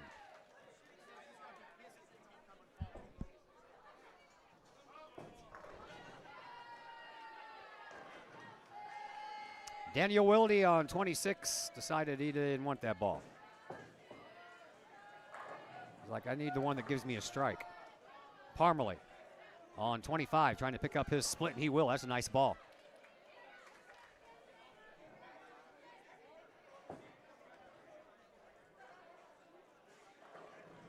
Wilde down 26. And that's the one he wanted. Went out and got that ball that had a strike in it. Collinsville finishes the 5th frame with 3 straight strikes. And here is Lunning, who will leave up the, or excuse me, that is Salzman, who will leave up the 10-pin. Lunning is still left to go here. Collinsville is still going to trail because right now they trail by 1 with one more throw by Salzman, and then Lunning still has to throw. Lady Kahawks and the Lady Panthers about ready to finish up frame number 2. While the boys over here are about ready to finish up frame number 5. And a spare for Salzman.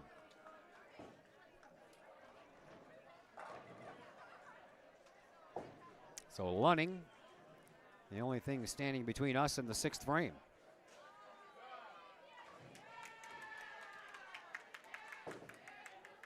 Lunning's ready to go on 25.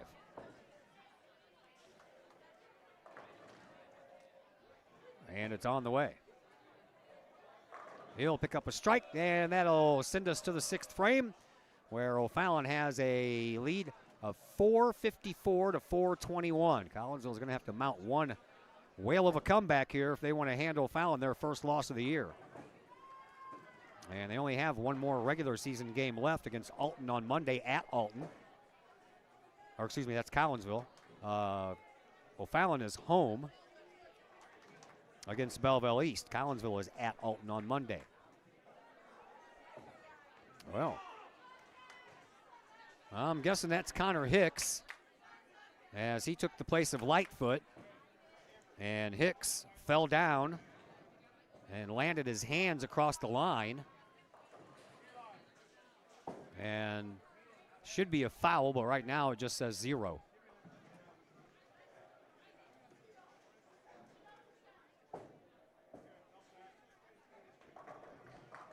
So Coach Imes wasn't liking the way that the ball was coming out of Lightfoot's hand, so he made the switch to Connor Hicks.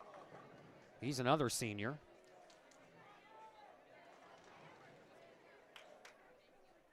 And Connor Hicks, one of the 2 of the 7 bowlers for O'Fallon. That was Collinsville, never mind. I'm not sure who that is. So, scratch what I just said. That's not going to help Collinsville come back in this game, but the young man came back and got 8 of the 10.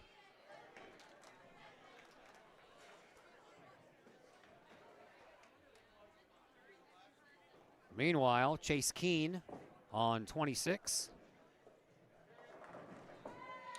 for O'Fallon.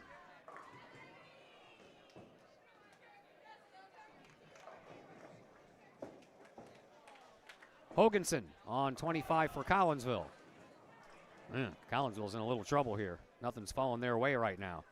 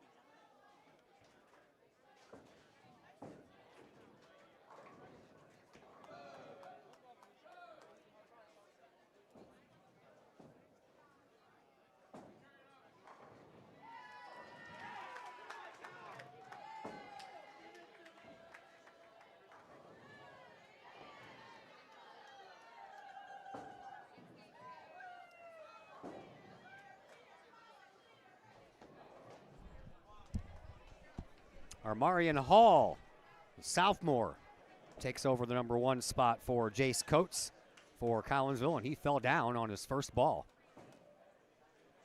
So Collinsville's got some coming back to do here. Here is Hayden LeDrew trying to spearhead that comeback. As right now, Collinsville down by almost 60 pins at this point. Here's Jacob Taylor. Taylor down 25. And he'll pick up a strike. Here is Jared Salzman on 26, trying to pick up his spare, just barely nicked that 10 pin on the side. For Taylor, that's 4 strikes in a row for Collinsville. And we are down to our anchor bowlers here on frame number 6 again. Here's Daniel Wilde on 25 for the Kahawks. He lets it fly. Just barely got that head pin, not enough though, and he's going to have a 2-8 sleeper. Looking him in the face on 25. Here's Connor Lunning on 26 for O'Fallon.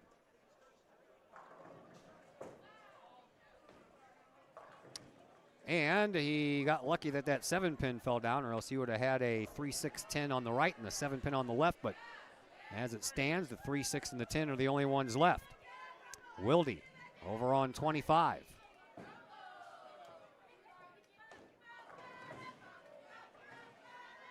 He'll take care of his sleeper. And one more throw here by Lunning, and we will head to the 7th.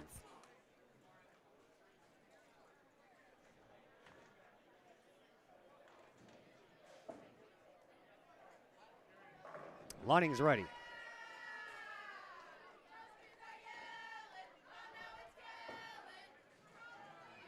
And he'll pick up his spare. And we head to the 7th frame with Collinsville trailing 5:58 to 5:24.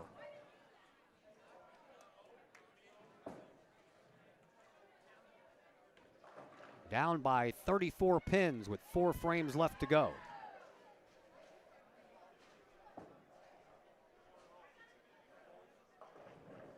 Here is Josh Lightfoot on 25 to start us off here in frame number 7 for the Panthers.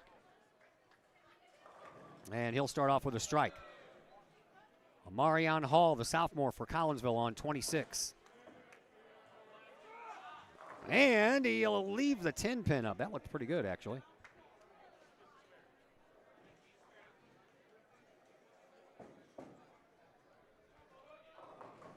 And over on 25, a little bit of a mess to clean up for Chase Keene. He has the 1, 2, and the 4, and then the 6 and the 10 left. It would behoove young Mr. Hall here to pick up this spare. And it won't get over there far enough. Keene trying to clean up the mess on 25. He will leave 3 up out of the 5 left.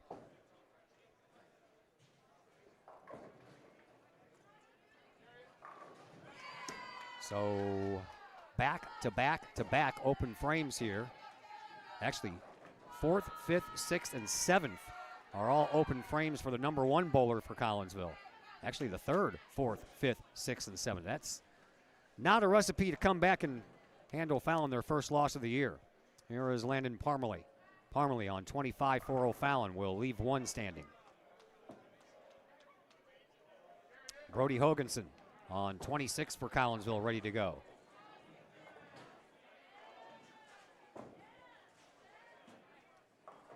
He'll leave 2 up. Things aren't necessarily falling the way Collinsville would like them here in this 3rd and final game of the day. Here is Parmalee on 25. He'll pick up his spare. He is going head-to-head with Hayden LeDrew. And LeDrew working on back-to-back strikes.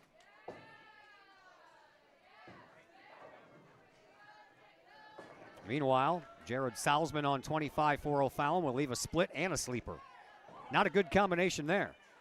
2 in the 8, and then the 10 stuck back in that right corner. Hoganson down 26 with that white ball, and he will leave up the 1 pin.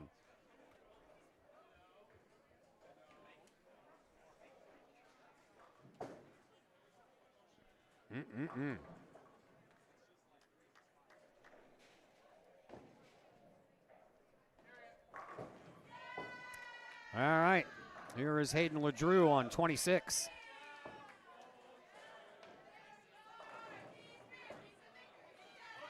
Get in there. Oh. Salzman will get the 2 pin and leave the 8 and the 10 standing. Collinsville, man, they've had an opportunity here with a couple of open frames here in the 7th, but can't capitalize on it.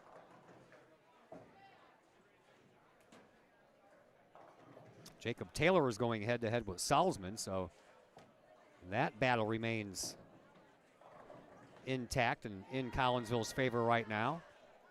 LeDrew going up against Parmalee. And LeDrew will pick up his spare. Connor Lunning, the anchor bowler for O'Fallon on 25. His ball is on the way, and that's a strike.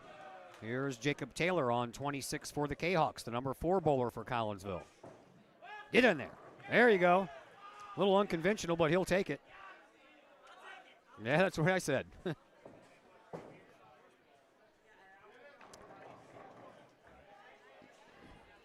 So that just leaves Daniel Wilde for Collinsville.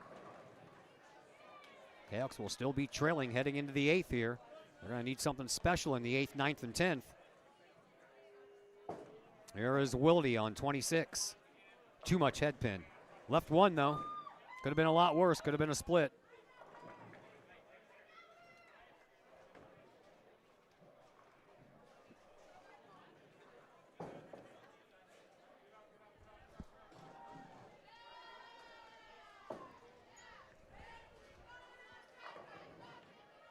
Wilde has the 6 pin left.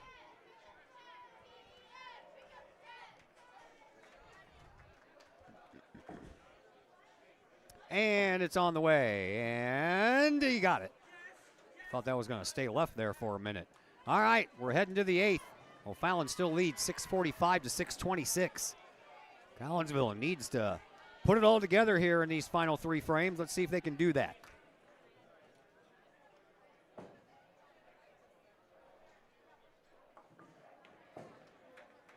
Josh Lightfoot for O'Fallon on 26. Frame number 8 is underway. Kind of cut down on that big left to right curve and started more in the middle, and it still went left to right and just got a couple of pins over there on the right-hand side. Amarian Hall on 25 for Collinsville. Needs to get something going here. 3rd, 4th, 5th, 6th, and 7th, all open frames. On 25, and he'll leave up 2. 6 in the 10. Needs to pick up this spare, though. Excuse me. Because right now, the number 1 bowlers, I mean, Hall is looking at a 98, while Lightfoot is looking at a 96. So it's not out of the realm of possibility that Mr. Hall can make a comeback here and win this head-to-head battle. He's ready on 25 to try to see if he can get this 6-10 out of here for a spare. And he will. There you go. Lightfoot on 26 for O'Fallon. That looks a lot better. He'll leave. Oh, he got that one down. See, I need to learn to shut up until they're all down or everything's cleared. So both of them pick up a spare, and right now it is O'Fallon's Lightfoot with a 10-pin lead over Hall. Here's Chase Keene now for O'Fallon on 26.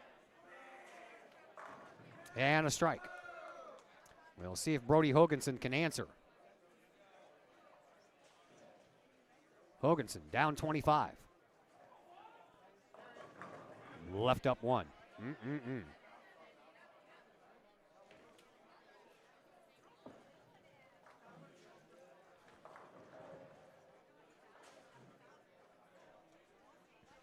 Landon Parmalee is ready to go on 26.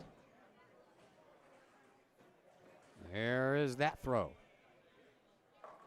And he'll pick up a strike. Boy, a couple of 3 pins, like, took their time falling down. Hoganson trying to take care of this 9-pin on 25 with that white ball that he uses for spares, and he does. Looks like a big old cue ball. Salzman on 26 for O'Fallon. He'll pick up a strike. O'Fallon's picking it up here. 3 straight strikes for them here in frame number 8. After Lightfoot started off with a spare, Collinsville has back-to-back spares, and here is Hayden LeDrew trying to pick up a strike on 25, and he will.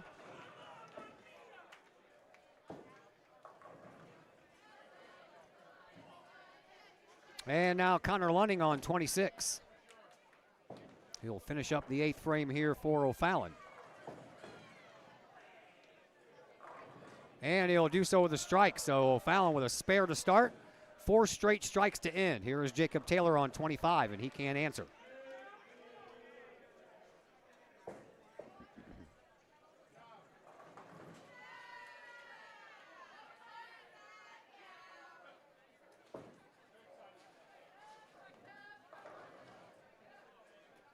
Taylor trying to take care of this 2-4 for a spare. And he will. So now Daniel Wilde becomes the final bowler here in the 8th.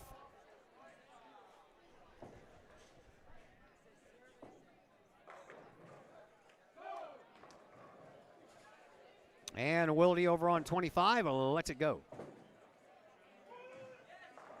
Oh. Left up the 4-pin. So those 4 straight strikes by O'Fallon, only one bowler, and that was Hayden LeDrew, was able to match his counterpart, Parmalee. And right now, Collinsville is only winning one head-to-head match. And that would be Jacob Taylor over Jared Salzman. Here is LeDrew for the final throw here in the 8th, and he'll miss it.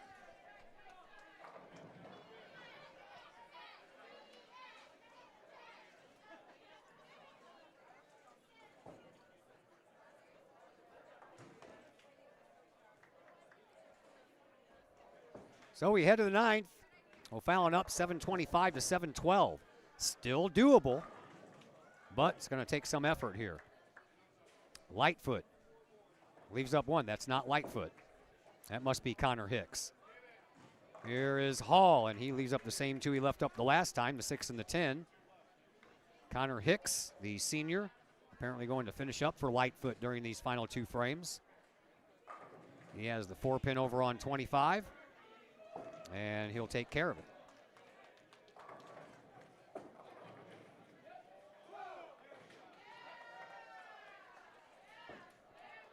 Omarion Hill, the sophomore on 26 for Collinsville.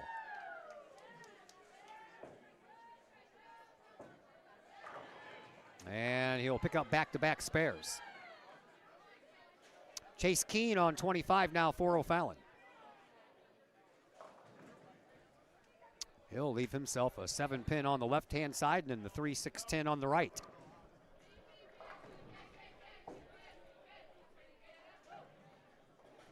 Brody Hoganson on 26 now for the Kahawks.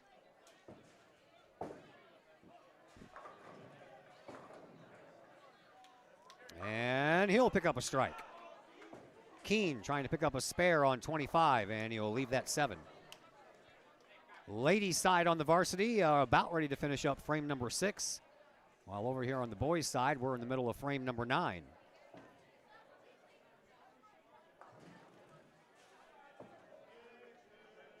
Hayden LeDrew wants to see if he can follow Hoganson's strike with one of his own. Whoa, that was a little too much head pin. Left a small split.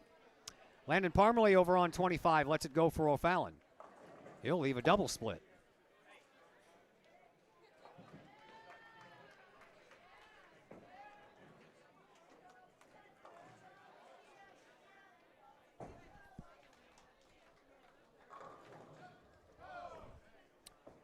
Parmalee will go first. He'll take care of the 2 on the right, leave the 2 on the left. LeDrew needs to pick this up, and he will not. Both number 3 bowlers with open frames here in the 9th. Here is Salzman. He'll pick up a strike over on 25. Jacob Taylor waits for Miss Montgomery to get finished, and she is, and now here is Taylor on 26. Swing that in there on the wrong side, but left the 5-pin standing.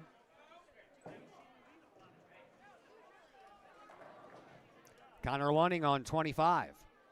The anchor bowler for O'Fallon.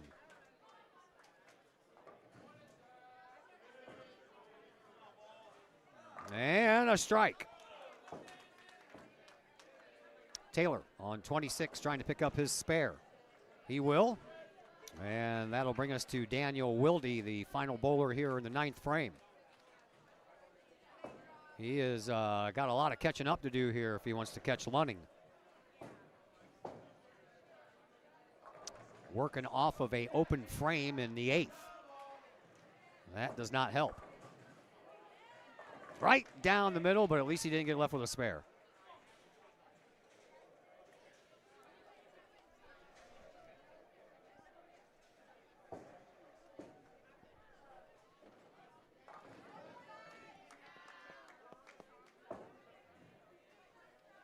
One more throw down 26 for Wilde, and we're moving to the 10th. Collinsville is going to be trailing, that's for sure. Do they have enough in them to pull it out in the 10th? We'll find out. Oh, no. Hey, got it. Okay. Thought that was going to keep traveling left there for a minute. So, 8:28 for O'Fallon, 7:97 for Collinsville. Kahawks are down by 31 pins as we enter the 10th and final frame here tonight. It is night, isn't it? Technically, I guess it's still afternoon until 6 o'clock, but pretty sure it's dark out by now. That's nighttime to me. Here is Amarian Hall on 25 for the Kahawks. Oh, left one standing.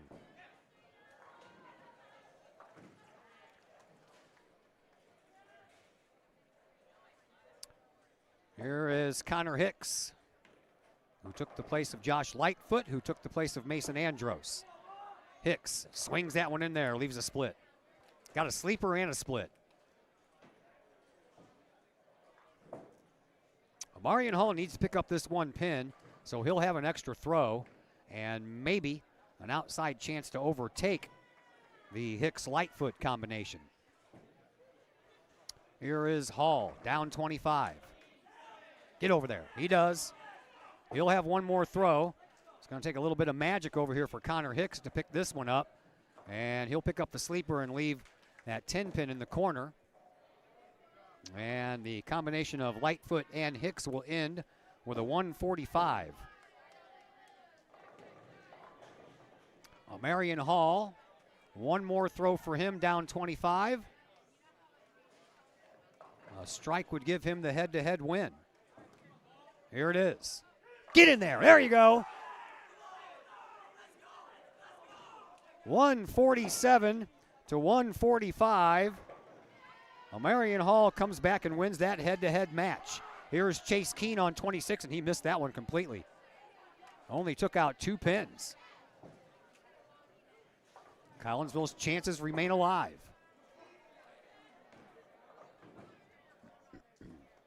Brody Hoganson going up against Keene. Still too close to call. But Keene has already thrown one. And here is Hoganson. And he'll leave a small split. We'll see what Keene does with this mess down here, but most of them are all bunched up together. And he'll leave up one, so he will not get an extra ball in the 10th. And now Hoganson needs to pick up this 3-10 split to give himself a chance. 176 for Keene. That's what he ends up with here in game number 3. So he went downhill, 241 to 189 to 176. Here is Hoganson, down 25. Oh, only got the 10 pin, so he won't get an extra one either. And he'll end up with a 160. So Keene will win that head-to-head matchup. We're down to the number 3 bowlers. Palmerly left up one on 26. Here is Hayden LeDrew on 25.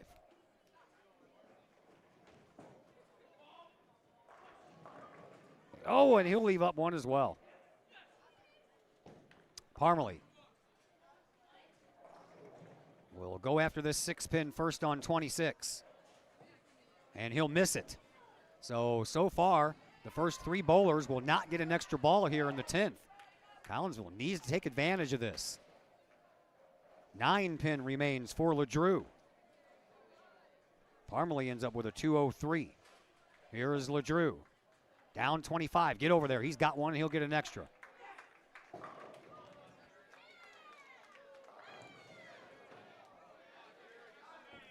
LeDrew does not have enough left to match that 203, though. Here is Jared Salzman. Salzman will leave a split.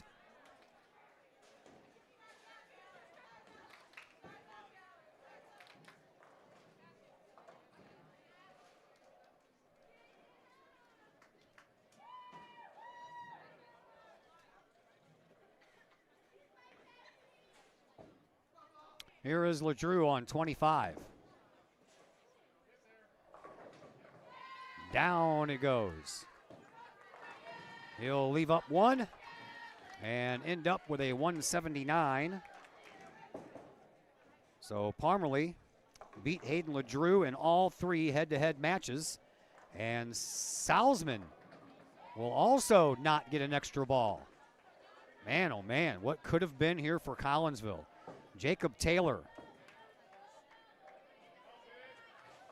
down 25. He's already got this head-to-head match sewn up, and now he'll need 1 pin to give himself 1 extra throw. Salzman ended up with a 168. And as it stands right now, Taylor has a 223 with possibly 2 left to throw.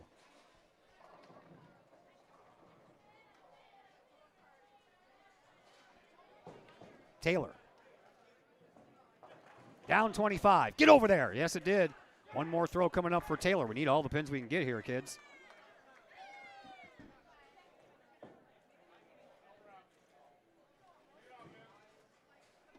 One more throw coming up for Taylor. Lunning wants to wait things out here for a minute. Here comes Taylor's final throw of the night. Get in there. Get that strike. Oh, 10 pin left. Man, oh, man. Taylor will end up with a 233 and win all 3 head-to-head matches with Jared Salzman. So now we're down to the anchor bowlers. Here is Connor Lunning on 26. Lunning leaves a double split. Wilde trying to take advantage. I don't think that Wilde can catch up, though. Get over there. There you go. Giving himself a chance, though. Here is Lunning. And Lunning will get the 2. None of the 5 bowlers here in the 10th frame got an extra ball for O'Fallon. None of them. Lunning ends up with a 218. Wilde needs another strike to have a chance. Here it comes. Oh, he just missed the head pin. Not going to win that head-to-head matchup. Collinsville will end up winning the match because right now they have 9-20 while O'Fallon has already finished with 9-10. This one's going to be close, man. One final throw of the night here for Wilde. Get over there and get that pin. He does. He'll end up with a 182 and lose the head-to-head battle to Lunning. Well, we're going to have to do some adding, subtracting, multiplying, dividing, and we got fractions and decimals and everything involved. Might even have to break out some algebra. Who knows? But we'll figure it out while we go into a commercial break because now it is time for the post-game show brought to you by LC's Pub in Caseyville. Great food, great drinks, great service served up daily at LC's Pub in Caseyville. LC's Pub, 605 North Main Street in Caseyville. You can call them for carry-out orders at 618-855-9007. We'll figure out the scores for you, come back and let you know how things panned out between Collinsville and O'Fallon, and we'll do that here in just a moment on the Kahok Sports Network. Looking for a little bite to eat in a nice, friendly establishment before heading out to a game? Look no further than LC's Pub in Caseyville. Just blocks from Collinsville High School, LC's Pub is the pub of choice for Kahok fans, before, after, or even during Kahok games.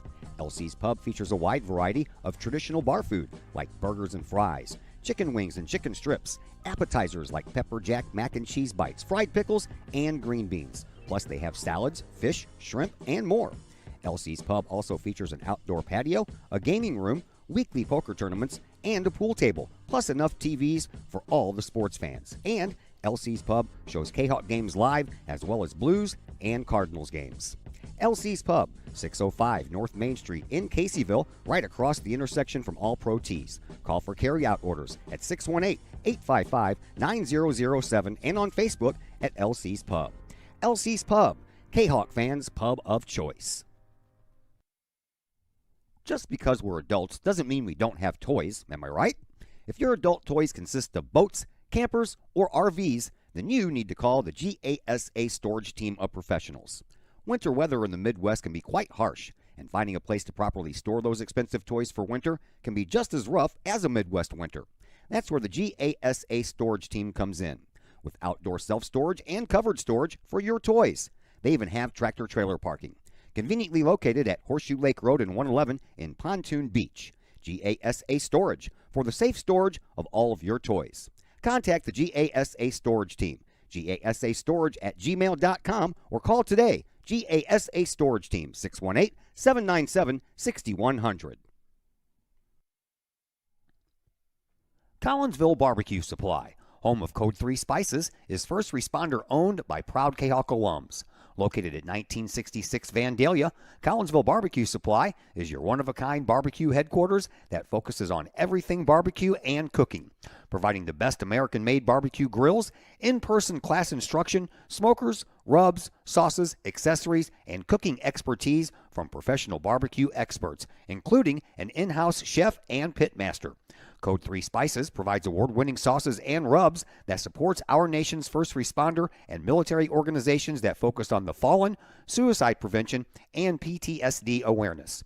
Stop on by, see the guys at Collinsville Barbecue Supply for all of your cooking and grilling needs. Collinsville Barbecue Supply, home of the 4-time world champion Patriot Sauce. Learn more about their products and mission in giving back to those who serve at collinsvillebarbecue.com or call 618-855-8855. Plumbing or electrical problems? Is your AC or heater on the fritz? There are dozens of companies out there, but do you really know who you're letting in your home? Trust Tiger. Our technicians are clean-cut, drug-free, and background checked. What other company can make this bold statement? Our 24-hour emergency service will ensure your plumbing, heating, AC, and electric are up and running no matter what time of day it is. Schedule your appointment today. Tiger Plumbing, Heating, Air Conditioning, and Electrical Services. We earn our stripes every day. Looking for a little bite to eat in a nice, friendly establishment before heading out to a game? Look no further than LC's Pub in Caseyville. Just blocks from Collinsville High School, LC's Pub is the pub of choice for Kahok fans, before, after, or even during Kahok games. LC's Pub features a wide variety of traditional bar food like burgers and fries, chicken wings and chicken strips, appetizers like pepper jack mac and cheese bites, fried pickles, and green beans. Plus they have salads, fish, shrimp, and more. LC's Pub also features an outdoor patio, a gaming room, weekly poker tournaments, and a pool table, plus enough TVs for all the sports fans. And LC's Pub shows Kahok games live, as well as Blues and Cardinals games. LC's Pub, 605 North Main Street in Caseyville, right across the intersection from All Pro Tees. Call for carryout orders at 618-855-9007 and on Facebook at LC's Pub. LC's Pub, Kahok fans' pub of choice. And once again, we welcome you back to Camelot Bowl. And look at that scoreboard, kids. Collinsville wins here tonight 26-14. The Kahawks win 8 of the 15 head-to-head matches and win 2 out of the 3 overall matches. And joining us now is assistant coach Eli Hay, who's in charge of the boys team this year. Man, congratulations. That's some exciting stuff there, dude. Yeah. We got Collinsville knocked Quincy off of the unbeaten ranks at the Prairie Farms Holiday Basketball Tournament. You guys handed O'Fallon their first loss of the year. How's it feel? Oh my God, it's been a long season. That's a good mark. That's happy. Man, I was totally shocked that all 5 O'Fallon players did not get an extra ball in that 10th frame in that last game. We brought it in the 7th frame, and I said, you keep it clean. Execute your good first shots, keep the pressure on them, and we're going to run away with it. Yeah, that's all we did. Well, I don't know if you ran away with it, man. That was some intense stuff there. Nice job switching up Coates and Hoganson there after that first game. I think that helped. Did that catch the total? Yeah. I think it did. Yeah. So yeah. Marion Hall came in and kind of stumbled on that throw. Yeah. Then he straightened himself out. Yeah, absolutely. Jason's just having a little bit trouble on the shot. He was a little too in and out of it. He was really far from the pocket. Omarion's good for finding the pocket and leaving a pickable spare. I just needed a clean line to finish out those last few frames on that one, so brought him over. I knew he'd do it, and he did well. Yeah, Brody Hoganson had the high game of the night with a 239. That was the first game, so normally you see that sometimes where the first game is your best game, but there are some bowlers that build up and their last game is their best. Yeah. Brody really can go either way. I mean, he's got great ball roll, and he's able to play pretty much every part of the lane. We had a little bit of trouble on some makeables here and there on his line, but all in all, he was on the head pin all day. He threw some great shots. Yeah, I mean, he was stable. He was our stable line throughout the whole day and really made an impact on a lot of those shots. Jacob Taylor, we talked about him before. We'll talk about him again. He won all 3 of his head-to-head matches against Salzman. And Salzman, he's one of those guys that averages over 200 a game, and he didn't hit it once. Absolutely, yeah. The shot today is just not going to favor that style as much, going real deep in the lane outside and trying to bring it back in. Here at Camelot, you're going to hang single pins all day doing that. So he's a really good bowler. He has the capability of scoring well. I mean, he bowled well at our tournament here, but I knew Jacob had him. Perfectly comfortable there. Was never going to move off that line. Yeah, so that was a nice job. So what's coming up Saturday? We've got a tournament in Carterville. Well, Carbondale technically. It's at SI Bowl, which is where our sectional is going to be once we make it out of regionals. So it's an important tournament for us to see the lanes and get a good idea of how the shot's going to be, how the shot's going to break down game to game. We've got competition down there. Salem's going to be down there. I think Salem, Heron should be down there. So those are two top 20. Salem's the best team in the state. Heron's in the top 20. Harrisburg should be down there too. They're in the top 20. So good teams down there that we're going to see as well and get to play against. We're gonna take 8, so 5 here, and then we'll figure out the rest of the bench. But yeah, we've got that one, which is we want to win it, sure, but we were really going down there to get an idea for the shot, idea for the breakdown, and what we need to do when we go back for sectionals. And then you got you close out the season at Alton on Monday. So and they're no slouch either. No, you can't sleep on Alton. They're a good team, especially in their own house. But we bowl well there. We can put up some scores. We can hang with them. And then regionals 1 week from this coming Saturday. Where's regionals this year? It's going to be at Bel Air, which we bowl pretty well there. We've got O'Fallon, Muscuda. Muscuda's one of those top 3 teams. Breeze Central, who's not a bad team, has really come on this year, and then we've got Beverly East. So we just need to beat at least one of those teams, and we'll be perfectly fine. This is in Bel Air where Jacob Taylor threw his 300 game. That was St. Clair. Okay. So that's state, which we'll save that for state. Okay. But go ahead and save that for state. Yeah, Jace Coates did throw a big 278 there earlier in the year, so. Well, we're very acclimated to the shot. We'll bring it once we get to regionals. All right, man. Good luck Saturday. Good luck Monday, and good luck at regionals. Absolutely. Thank you so much. Eli Hay, everybody, the Collinsville Kahok assistant varsity coach and pretty much in charge of the boys team this year. So congratulations to him, and congratulations to his boys. Collinsville knocked O'Fallon out of the unbeaten ranks, 26-14 here in this one. That's going to do it for us here tonight. We are back at you tomorrow. We are in Edwardsville for the next 2 nights, actually. Girls basketball tomorrow, boys basketball on Friday. And as normal, we have the JV game first, and whatever the JV game ends, then we'll have varsity action for you. And that's what we have coming up for you the next 2 nights on the Kahok Sports Network. A big thank you to Mr. Todd Campbell over here feeding me all the scores and all the information that I need to update that scoreboard.